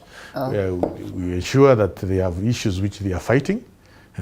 Whether we are the ones who are generating those issues, it is our responsibility. We have, as they check what we are doing as government, as a ruling coalition, also we have to give them problems to continue fighting among themselves. And what makes you think that the opposition or the other side then is not keen to realize some of the games that you as the ruling coalition are playing such that they would not fall into this bait? But of course we are the government, and there are many carrots which we can dangle. Okay. And of course, staying the cold is not a very pleasant thing. Right. And I'm sure this is something which we are going to achieve. And I can assure you, the leader of the ruling coalition, who is the President of the Republic of Kenya, William Ruto, is a master, is a strategist. And that the Right Honorable Raila Odinga is not? Yeah, he is. I mean, he's a guy who has been in this space for many years, but it has proved that there is something which always lacks in terms of strategic positioning and,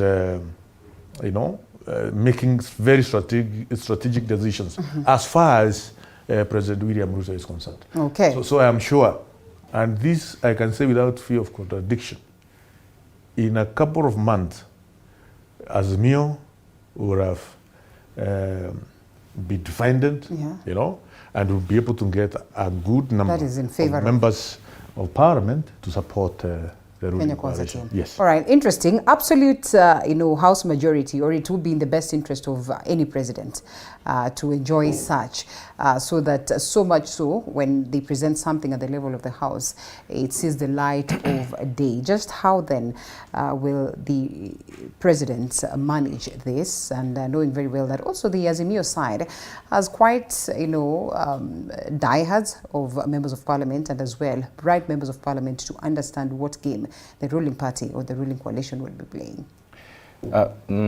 I share a slightly different opinion. If I look at the last parliament, what the president then trying to do, the same thing, bring in opposition into the ruling party, probably to get supermajority and then change constitution. And there was a split within his own party, and it didn't go very well. What I would like to see, and what I think is ideal, is to have a voice of reason reigning. If it is a bill we are taking to parliament, most of the bills, apart from constitutional related bills, will pass through a simple majority vote. Unless we want to change the constitution, that's when we need a supermajority. And in this country, the constitution belongs to all of us. So it would be good for us to convince the opposition to vote with us when there is reason for them to vote to change the constitution. But if we can have a supermajority as a party or as a coalition and then change the constitution, I think that would be wrong for Kenya. Kenyans wanted a constitution that they can believe in, that they can trust, would safeguard their livelihoods, would give them space to operate and protect them from the various other, incidences that probably would affect them. So I would imagine that the efforts that the party will be making was basically to try and make sure that they bring bills which are logical, bills that are going to help Kenyans generally, and bills that are going to be seen to be useful to the entire country, not necessarily bills that will be for serving selfish interests. Because I know there are some diehards in the opposition who will not necessarily change. So if we can be able to get a super majority in occasions where we need to change the constitution for the betterment of the entire Kenyans, that so be it. But when it comes to simple majority bills, we will pass most of the bills. I think the president has no problem in most of the proposals that he's making in order to drive the bottom-up agenda, because it doesn't require a lot of constitutional changes. The debate in Parliament right now is talking about some declared funds. These funds have been attacked severally, and they are so important, like CDF and GAF and others are very important. So what the members are saying, can we have these funds captured in the Constitution so that we do not have people going to court every time to try and change this and the other? Can we also have them regulated properly so that nobody has flexibility to misuse any of these resources? Number 3, can we also be as inclusive as possible so that everyone feels comfortable and feels happy and feels integrated in the development process? So that's what is in the House right now, which requires constitutional change. But I would rather we prevail upon the opposition as they are to try and convince them that it is important to change a certain clause or certain article in the Constitution because it is good for Kenyans. If we do not have serious opposition in Parliament, then we will not be doing good laws. Right. You remember what we did, the kind of laws we did in March, April, May this year? Yes. The laws in May were terrible. We have to revisit those laws. The Elections Act, we changed the Elections Act, and it had serious repercussions during the time of elections. And we had seen these things as those people who are opposed to that process. We told them they are going to come back to haunt us. And they haunted us. Some of them were thrown out because of their own provisions they put in. So it is good for us to change the Constitution for the betterment of the entire country and for posterity. Right. But when it comes to these other small, the changing laws and so on, I think that requires simple majority, and I believe the president is well seated. This obviously is the ultimate goal, that once you get absolute House majority, then the bills that you present sail through. Those ones that would be in favor of what the ruling coalition then would sail through. If we're talking about adjustments to the Constitution in favor to some of the clauses that they would be proposing, it sails through.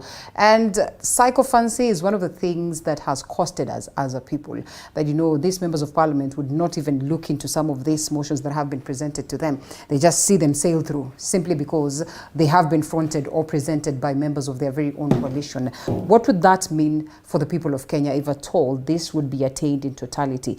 And if then the president is lucky enough to get this, how does he create a balance such that it will be in the interest of Wanjiku?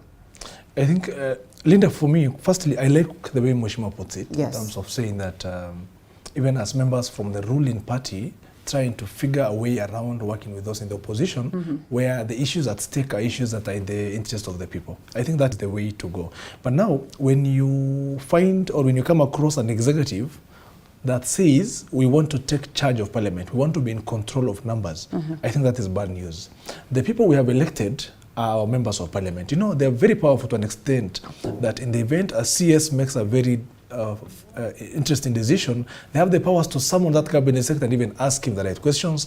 They can remove the CS, they can even remove the president. That tells you the power the people of Kenya have bestowed upon our parliamentarians. And I think it is very important for us not just to have a parliament that is in support of its coalition or that is in support of its party.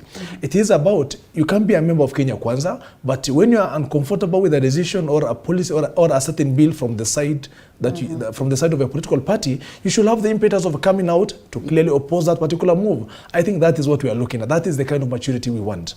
We want a member of Parliament from ODM who, when he sees this a decision or this a bill that is fronted by the Kenya Kwanza side, he will be very comfortable to support it. Yes. That is when we can say that these are people-centered representatives. But the moment you find the executive saying, we want to be in charge, we want to be having the game of numbers, I do not think that will be in the comfort, in our comfort as such. Maybe they might help us in passing some good legislations that will be in our interest. But the big question is, when you have a good bill, or when you want to, let's say, review tax measures in our country, do you think a member of ODM will just oppose because it is fronted by another side? No. Yeah. I think anything that is in the interest of the people should be supported by members from across the political divide. When I actually see the ruling coalition saying that they want to be in control, they want to be having the game of numbers, it is bad news. And I think that Parliament should make sure that it is not captured by the executive, more so by the president and his deputy. It should be a Parliament that is so much different this time round, that will be offering the necessary checks and balances. The biggest letdown we have had 5 to 10 years ago was the kind of parliament that we have had. It was a parliament that was just being controlled by way of sheer phone calls. It was a parliament that was being bulldozed over by the executive. We hope that this parliament will be so much different. All right. Are you not worried that there's going to be that capture by the executive that really will not be so friendly to the members of parliament? And while you are an arm of government, we have seen members of parliament here crying foul, including those ones that comprise or those ones that form the Kenya Kwanza government today, to a point where they said they're not part of the Jubilee government, to an extent where they said they're in parliament, part of Jubilee government just by name, but officially they are on the UDA side. Executive capture of the legislature. Leader, the previous administration, there was no consultation with the president and the members of parliament.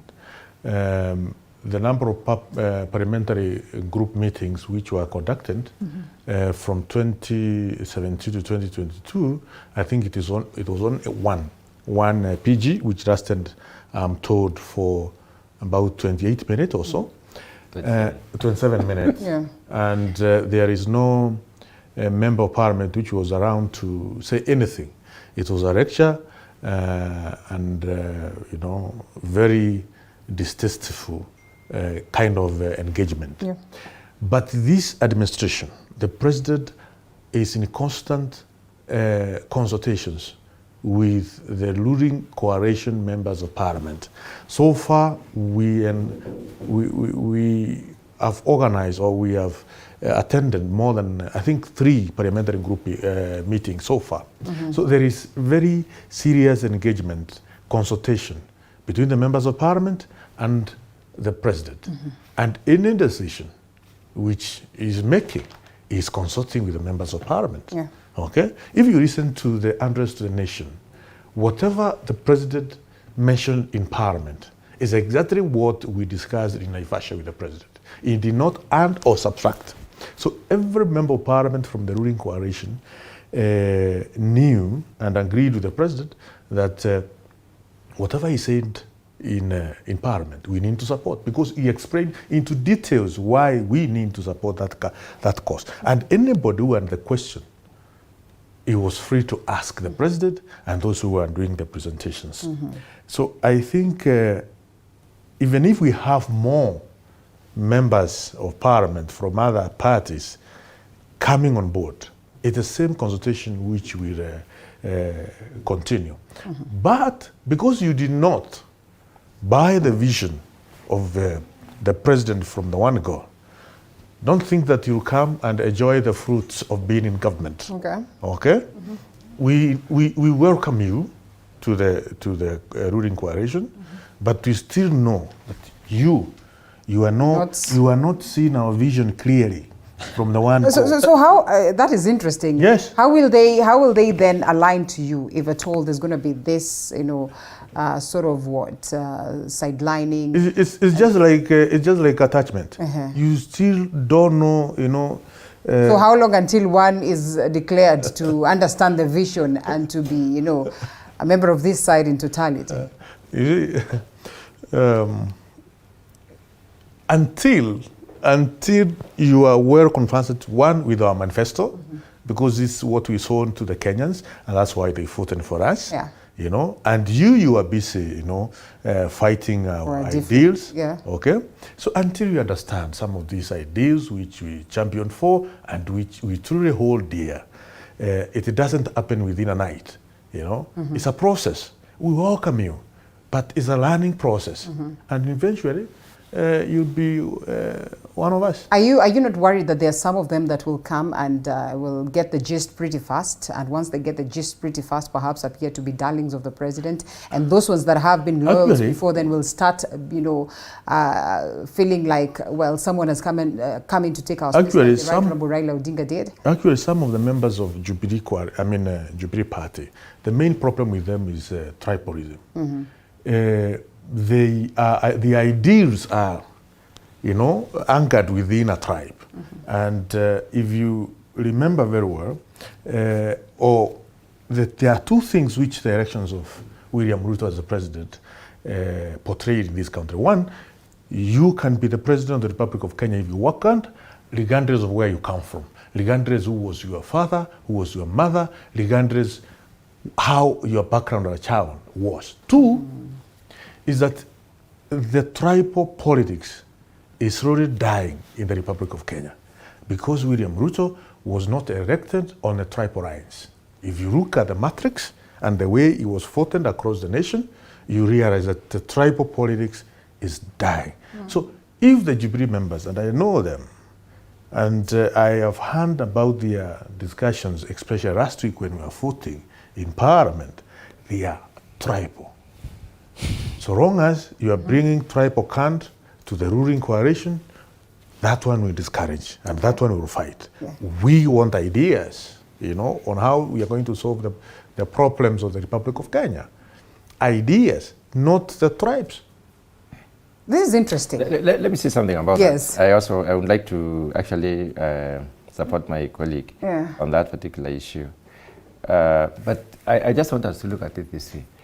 When we were forming UDA, starting from UDA, we wanted a party that would be a party for all Kenyans. Yes. A party where everyone feels comfortable, a party that does not have regional or sectional affiliations, a Kenyan party.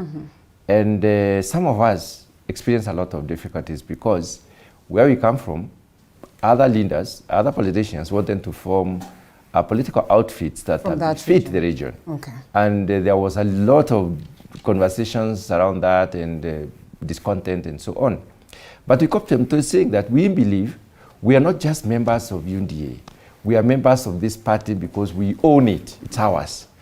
And then sometimes you can be asked a question like, now, who is the party leader? You say it's William Ruto.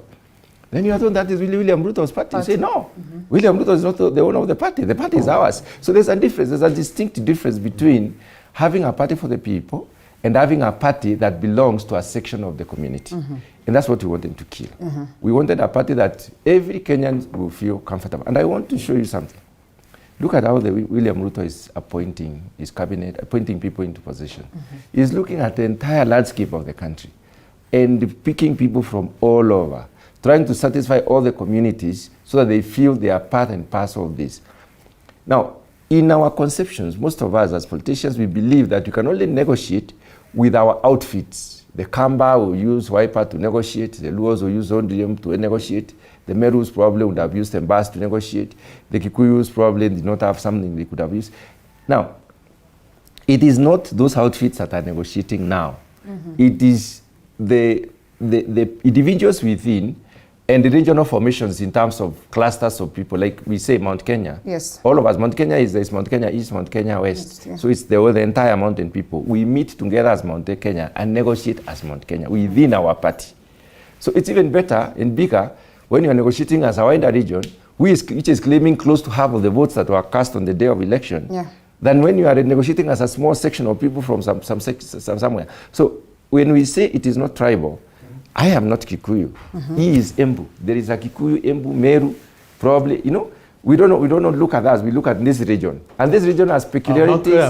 It has peculiarities. This region. When you look at regional development, we look at the peculiarities of that region, and then we look at the specificities of that particular region in terms of development. Interpretation of development per region is specific because the agroecologies are different. The endowment in terms of resources are different. The enlightenment levels of the people are different. Everything is different.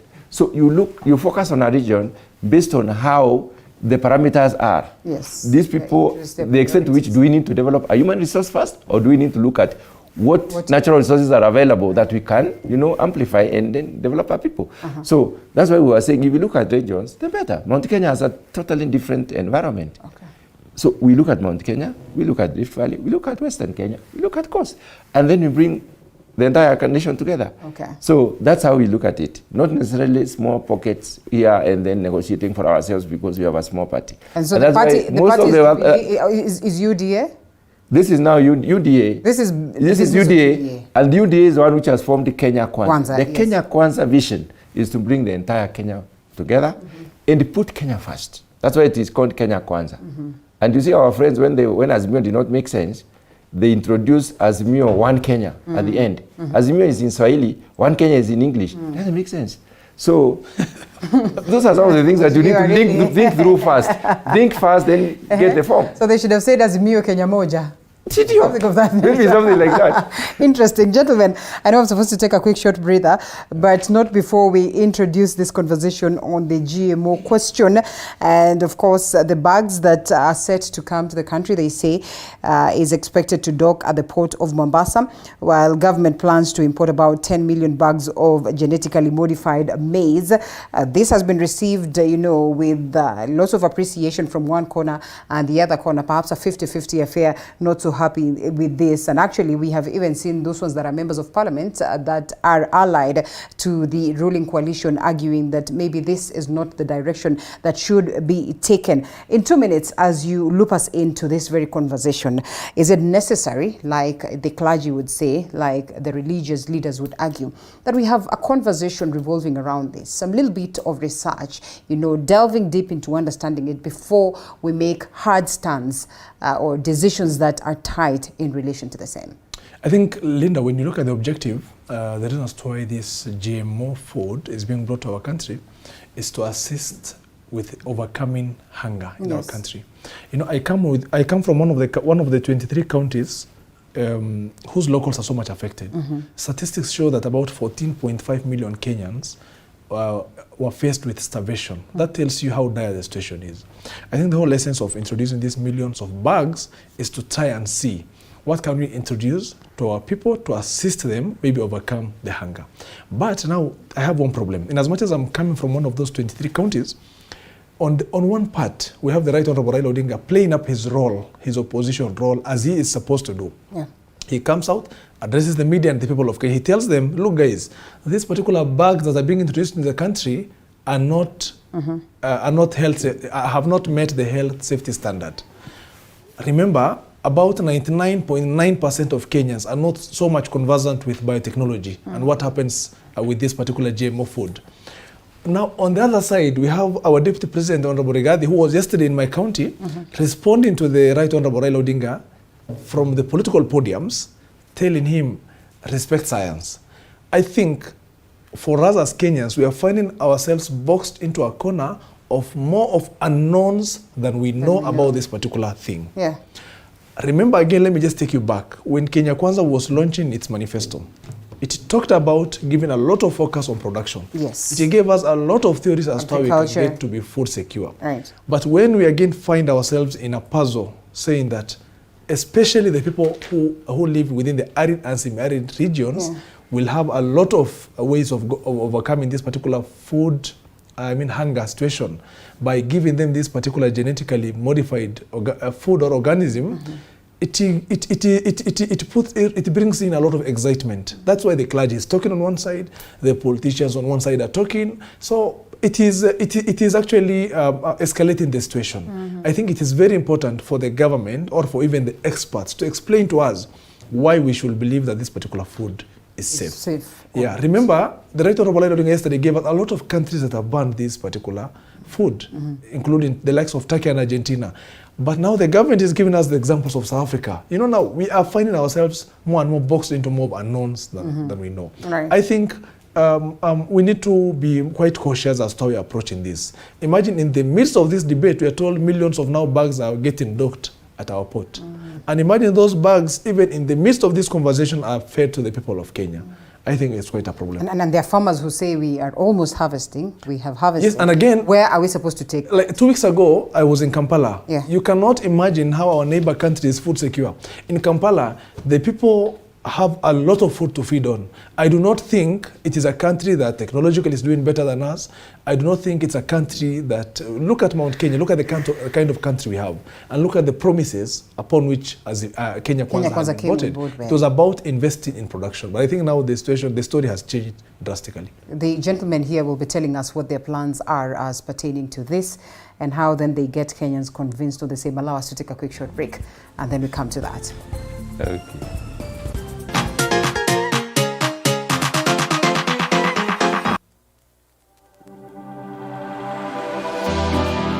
How well do you know what's happening around you? Morning Cafe with heated political debates.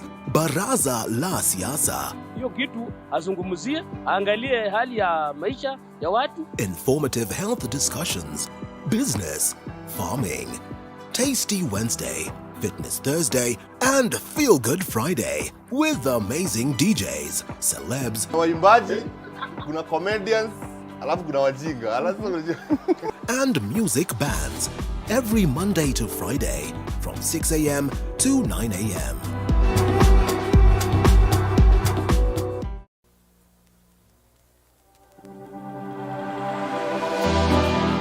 How well do you know what's happening around you? Morning Cafe with heated political debates. Baraza la Siasa. Hiyo kitu azungumzie, angalie hali ya maisha ya watu. Informative health discussions. Business, farming. Tasty Wednesday, Fitness Thursday, and Feel Good Friday with amazing DJs, celebs, waimbaji, kuna comedians, alafu kuna wajinga. and music bands every Monday to Friday from 6 a.m. to 9 a.m.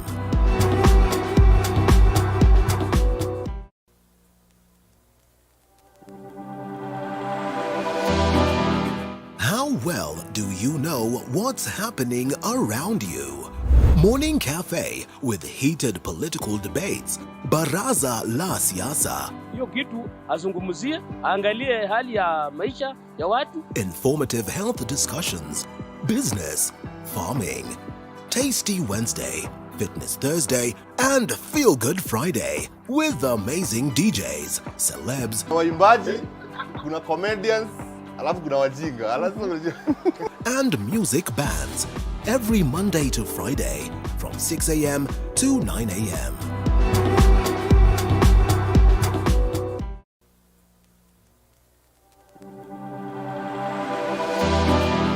How well do you know what's happening around you? Morning Cafe with heated political debates. Baraza la Siasa. Hiyo kitu azungumzie, angalie hali ya maisha ya watu. Informative health discussions. Business, farming. Tasty Wednesday, Fitness Thursday, and Feel Good Friday with amazing DJs, celebs, waimbaji, kuna comedians, alafu kuna wajinga. and music bands every Monday to Friday from 6 a.m. to 9 a.m.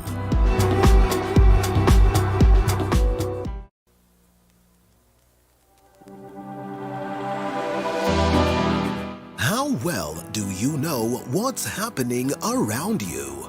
Morning Cafe with heated political debates. Baraza la Siasa.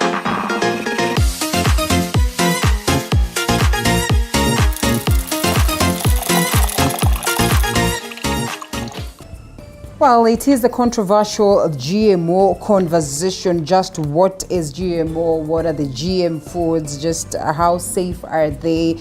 Numerous questions that Kenyans are asking themselves, and without candid answers as to the same. Or if the answers are there, then perhaps we've just decided to block our ears and not to listen to them.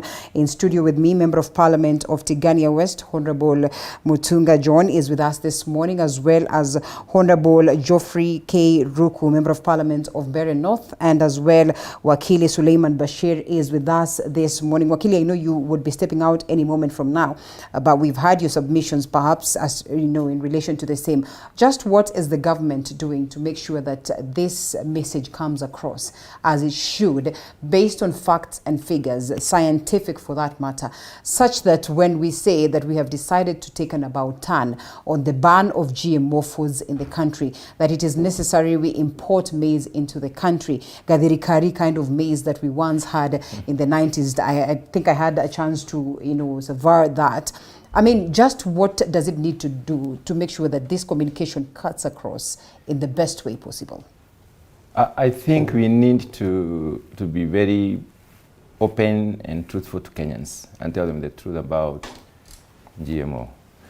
GMO is an organism produced out of a scientific process. Mm-hmm.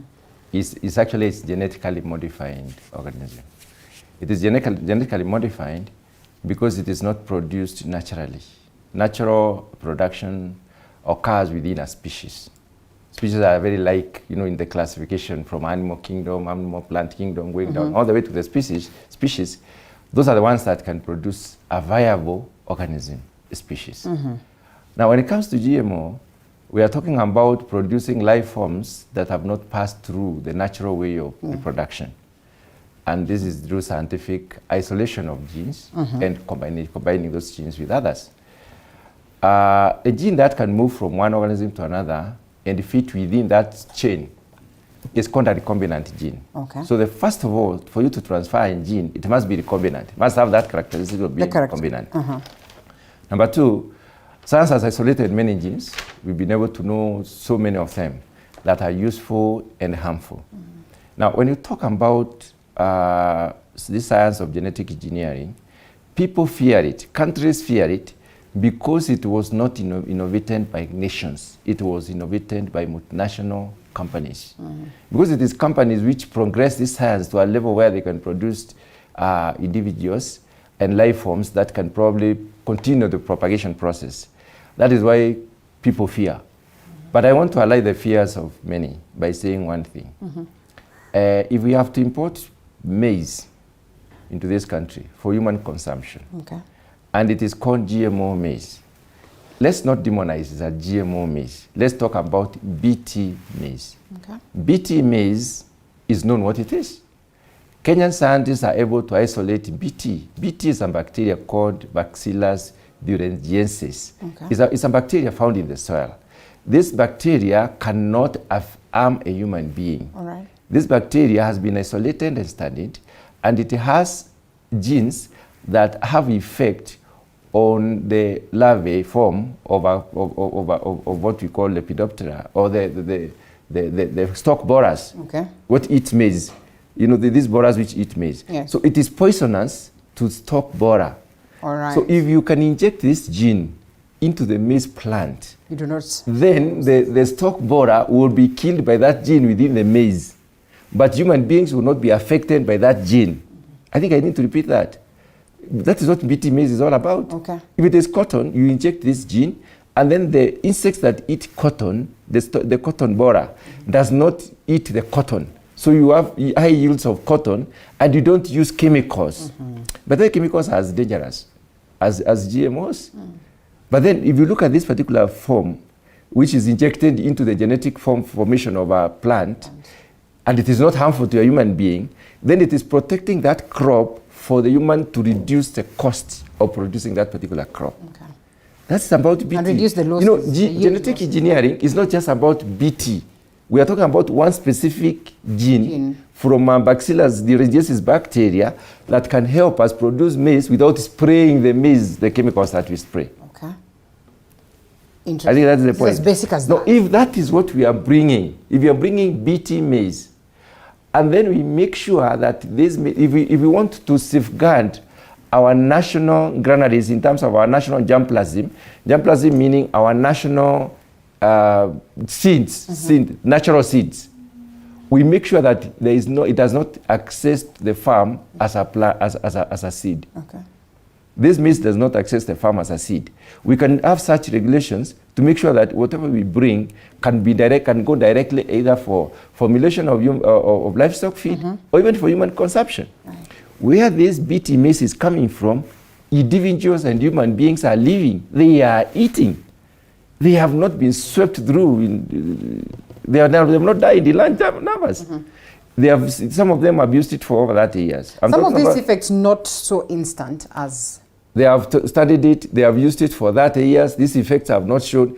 Science have proven that BT does not have any effect on the human being. It can only affect a specific genera called Lepidoptera of the larvae stage of this particular worm. It is called it's called a stalk borer. That's the one we are calling Lepidoptera. It is it's an insect, larvae form of an insect. Insect has very many stages in the metamorphosis of an insect. So the larva form, the worm, the one that you see moving around, eating the maize. So it is dangerous. It is only poisonous to that. Science is very specific and science is very definite. What about the fields? Because now let's go back to the fields now. If you bring this BT maize and you allow people to grow the BT maize, of course you transfer the gene of the BT maize to our natural seed. Yes. That's dangerous because we are exposing it, you know, all over. We are not importing a seed. We are not importing for us to go and plant, although it might find itself in the... So what Zambia did one time when there was famine in Zambia, they imported BT maize, but they passed all the maize through a portion or through a milling plant. So you get unga. Unga does not have meal. Unga is unga. The chemical composition of unga is the same as the natural maize. You need carbohydrates, you need proteins, you need amino acids. Those are the things that you get from the minerals and so on from the food. So I think science is very clear and finite. Science is very specific. This has been isolated. The Bacillus thuringiensis has been isolated. It has been found to control the stalk borer. It has been injected into the system of the maize to control that stalk borer. It has reduced the cost. But when you go to the science of genetic engineering, it is even possible for us to identify genes that will help us to grow crops where they have not been able to grow. It will also help us to do other things. Now, why especially Christians fear this, and you know, of course, the religious bodies fear this, is because it can go to whatever extent. Yes. You can get recombinant genes of different forms, and you can even produce something that has not been existing. And that is the biggest That thing. is the issue. You can even give a human being life, a lifeline. That is the issue, and it has not gone to that level. Because most of us, whatever journals have been able to see, and have really been engaged in these discourses for the last 18 years, I know. Whatever we've been able to see, people stop at a certain point. They say this science needs to be contained and controlled. And that's the biggest worry. How are we going to contain and control this? Because when we talk about bringing this for food, I mean, the farmers will definitely be tempted to get this into the... I think what the government is doing that. What we need to do, yes. I've said very simplistically, you can basically bring this as food and make sure it doesn't access people as grains. Just how possible is that? It is very easy. All right. Give it to the millers. The millers will not produce grains to the people. They'll produce portion meal. And that's it. Let's allow Bashir come in so that we can release him, and then we come to you, Moshe. I think the challenge is that we have a country that have had serious corrupt practices. Yes. You know, in as much as the biosafety regulations anticipate checks of about, I think, 7 regulatory bodies. The big question is, what happens going forward in the event we allow for this particular maize to come through our country? Does it mean that we have what is happening around the back doors or the back streets as to how things are being modified around? The big question is also, in terms of development and in terms of coping up with science. It's true, this is an issue that started since 1997. You know, 20 plus years. It is something that we should actually try and cope up with. But the most important thing is, let us introduce it at the time when we have done a lot of, instilled a lot of confidence in our people. When because it's said that we only have about 2 to 3 good laboratories that are able to have a look at this. I've actually gone through what our good researchers are talking about at Kenyatta University. They have alluded to the fact that technologically, we may not be at a good position at the moment to maybe behave like the countries that are producing this, such as South Africa. So I think it is a good thing. It is about coping up with science, but the big question is the rush. Why the rush? Does it mean that at the moment, can't we import any other food to avert the looming hunger crisis that we're having, even as we finish up on our conversation as to how and the modalities within which we should allow for GMO foods? Remember, the government printers is yet to publish those particular regulations that will allow the importers or those particular millers, those persons who will be allowed to import maize. Those particular regulations are yet to be published. Yes, actually, as at Friday or as at Monday yesterday, they were yet to be published. Now that tells you that things aren't even yet out there.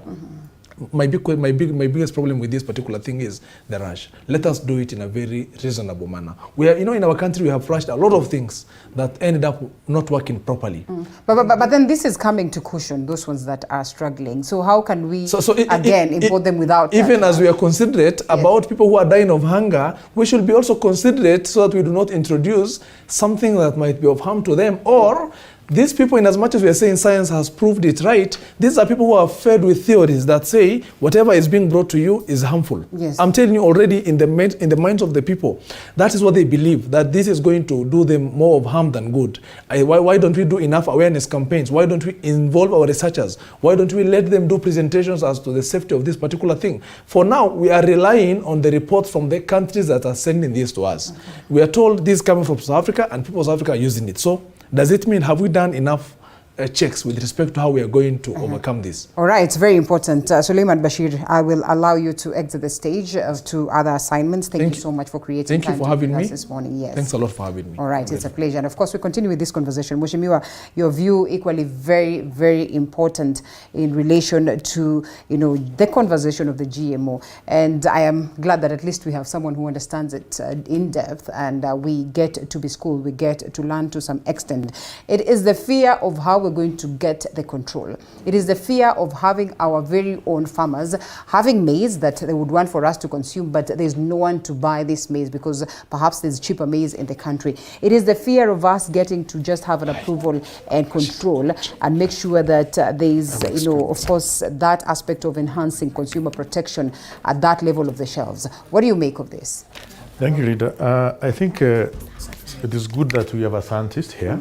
And also it is going to remind Kenyans that we have a president who is a scientist, a president who understands this topic of GMO extremely well, a president who has a PhD in science, and a president who did research as far as rice production in the Republic of Kenya is concerned. And also to assure Kenyans that this GMO thing is going to handle it in the most professional manner, backed by his background as a scientist. Having said that, I feel very bad, Leader, when I see religious leaders, getting into discourse of agrochemical industry propaganda. And are they? The few that we have seen speaking have said it would be important for us to have, research and as well a conversation. Why I'm saying this, Leader, is because GMO is not a killer technology. It's not a killer technology.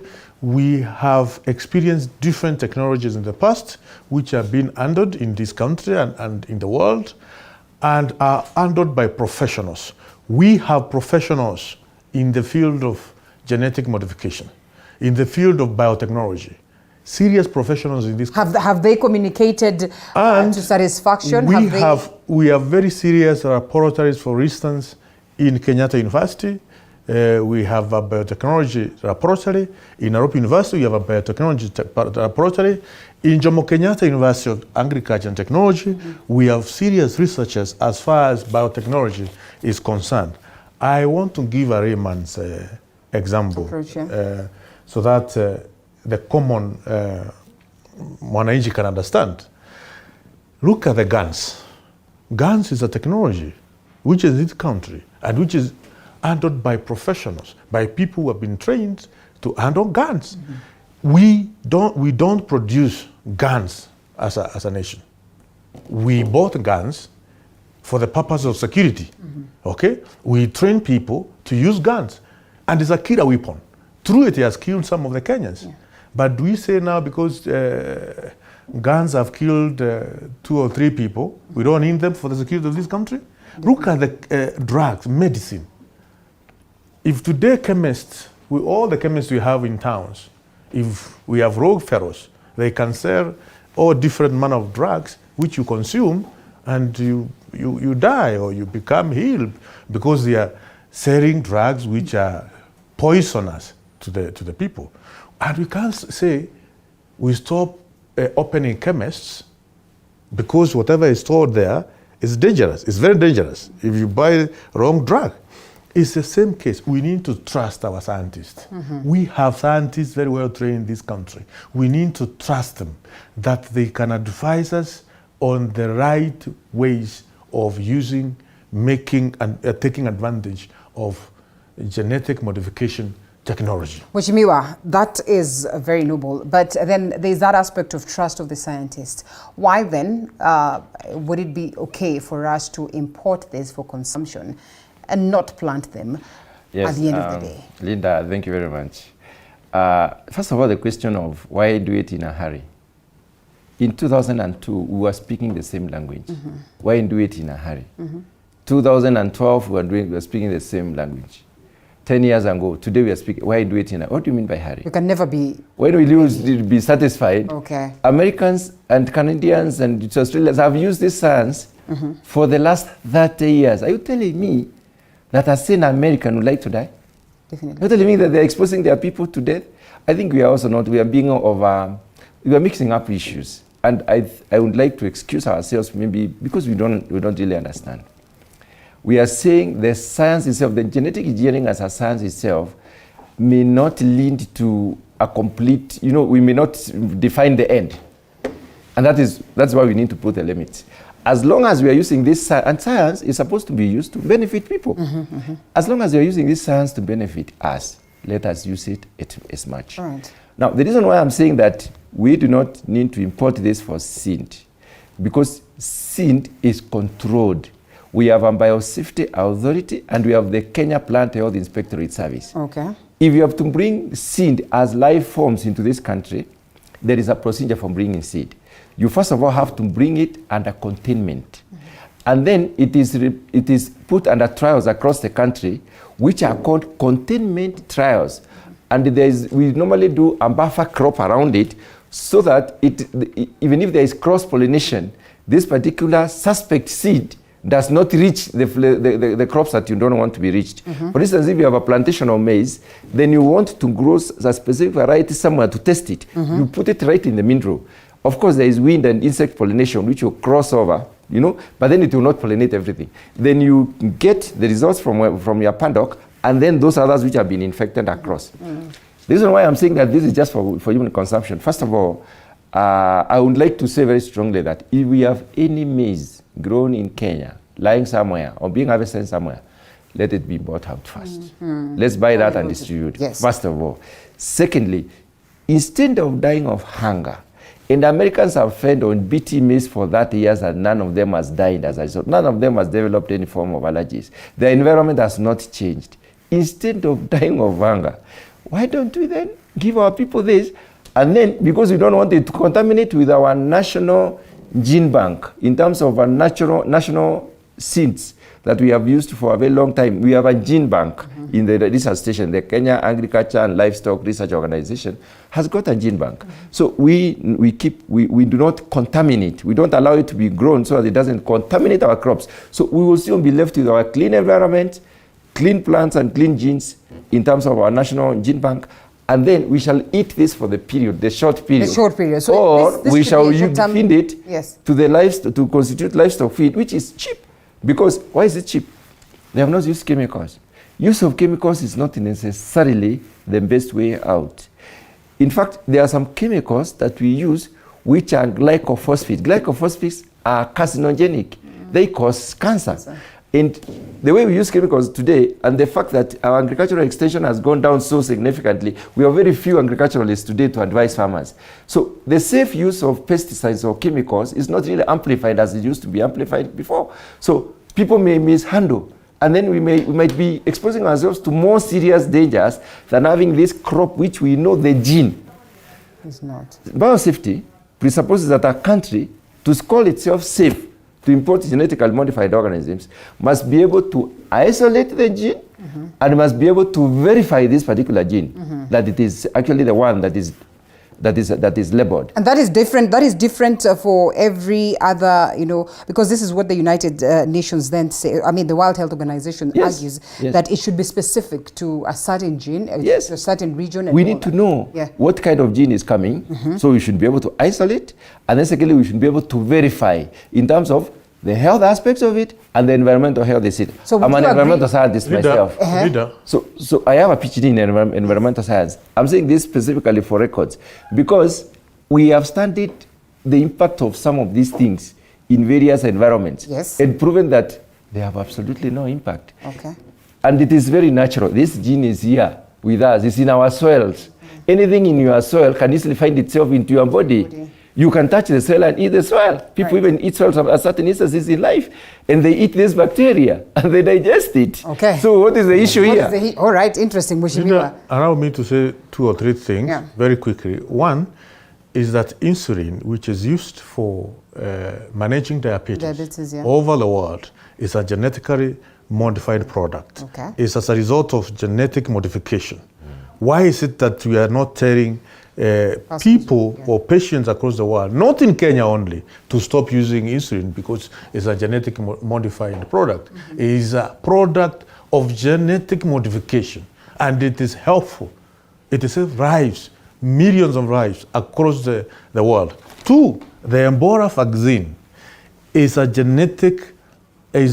genetically modified product. Is as a result of a genetic modification process. Why is it that we are administering Ebola vaccine in Uganda, in Congo, and other countries which are affected by Ebola? Okay? 2, environmental impact caused, by agrochemical which have been used over the years.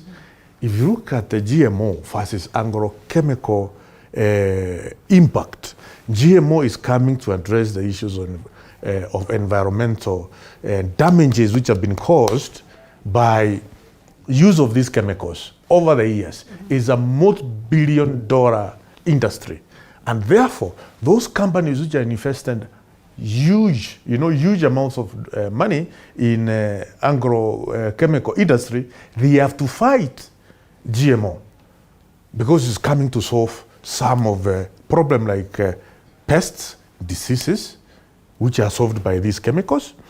And I will not, I will not be worried to see politicians, section of politicians and section of civil society saying GMO is banned, because they are promoting a certain agenda which is propagated by this industry, by this multi-million-dollar industry.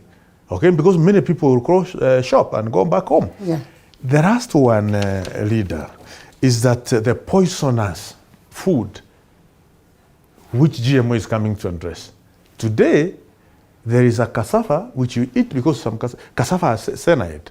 If scientists have been able to isolate that gene from cassava, which if you eat, it can make you die. What's wrong with these scientists, Atimo scientists, removing that gene, and we are able to grow cassava, which is not poisonous. And it's not only cassava, there are many other food farm product which can be consumed and have negative impact to our lives. Yes. But scientists are able to isolate those genes and make those plants useful. You say it's a multi-billion industry, true to it, and the Right Honourable Raila Odinga raises a battery of concerns in relation to the same. Do you think it would be necessary for the government to again, just find a way of, addressing some of these matters that he raises? And this one in particular of saying that perhaps the president would be acting as a puppet of the West, based on what it is you say. It's a multi-billion entity that is being run by individuals that have interests. How can we know that really this is not a game of interests? How can we know that this is not part of the interest? Those are some of the suspicions that we are suffering right now. Yeah. Actually, you are very strong and emphatic on genetic engineering. You are branded that you are bought by multinational companies because they were the pioneers of this science. And I think the science has no limits. And science is used to solve problems. Not only science, of course, we try to look for solutions to problems that we have.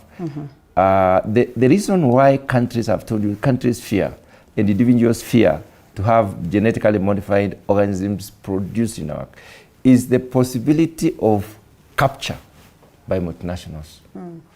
That if they produce a seed that there was a time, and I think a seed was produced, which had a gene that was terminal, in the sense that when you grow that seed and you produce the crop, then you cannot grow the seeds from that crop. Okay. So you have to keep on buying. Yeah.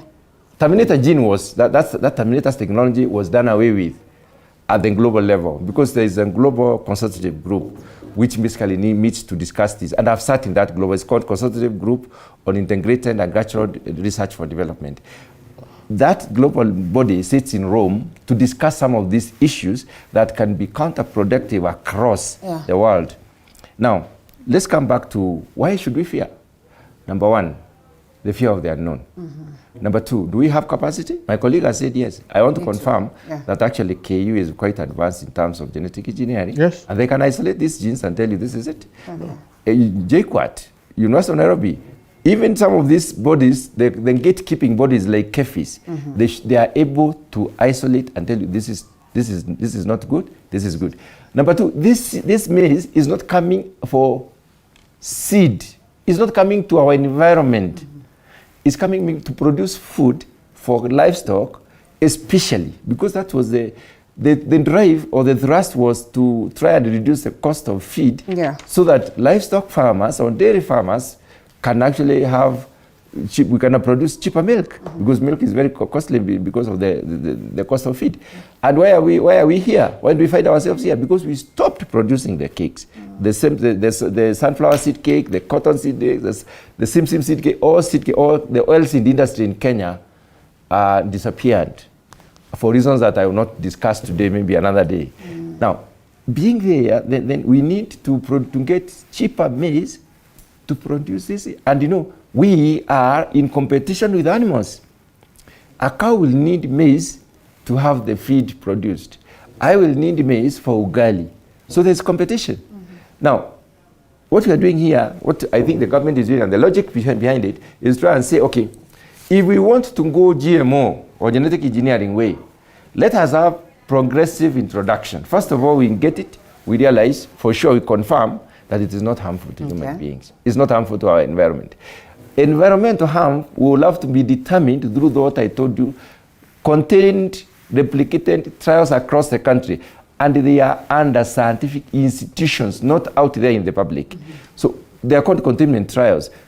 We have done BT cotton. BT cotton has gone through the process of replicated trials across the country, and we are now producing BT seeds in a Katumani. I mean, I saw a BT farm. Trials in Mwea. We are producing the seed.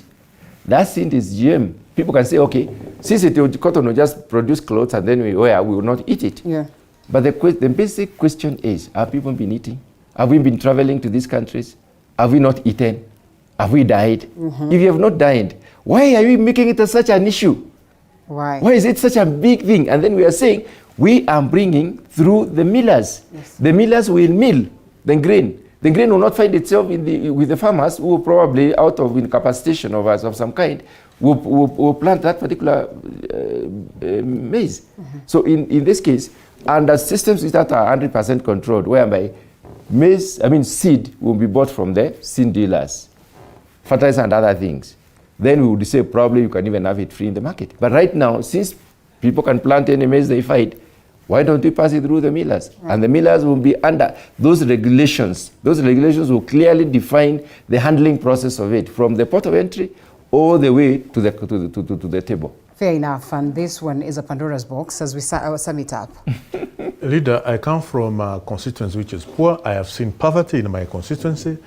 And if there's a technology which will help my people of Better North to move from the kind of the poverty we are experiencing at the moment, to be able to sustain sufficiently in terms of food security, that's the technology which we need to adopt and implement as quickly as possible.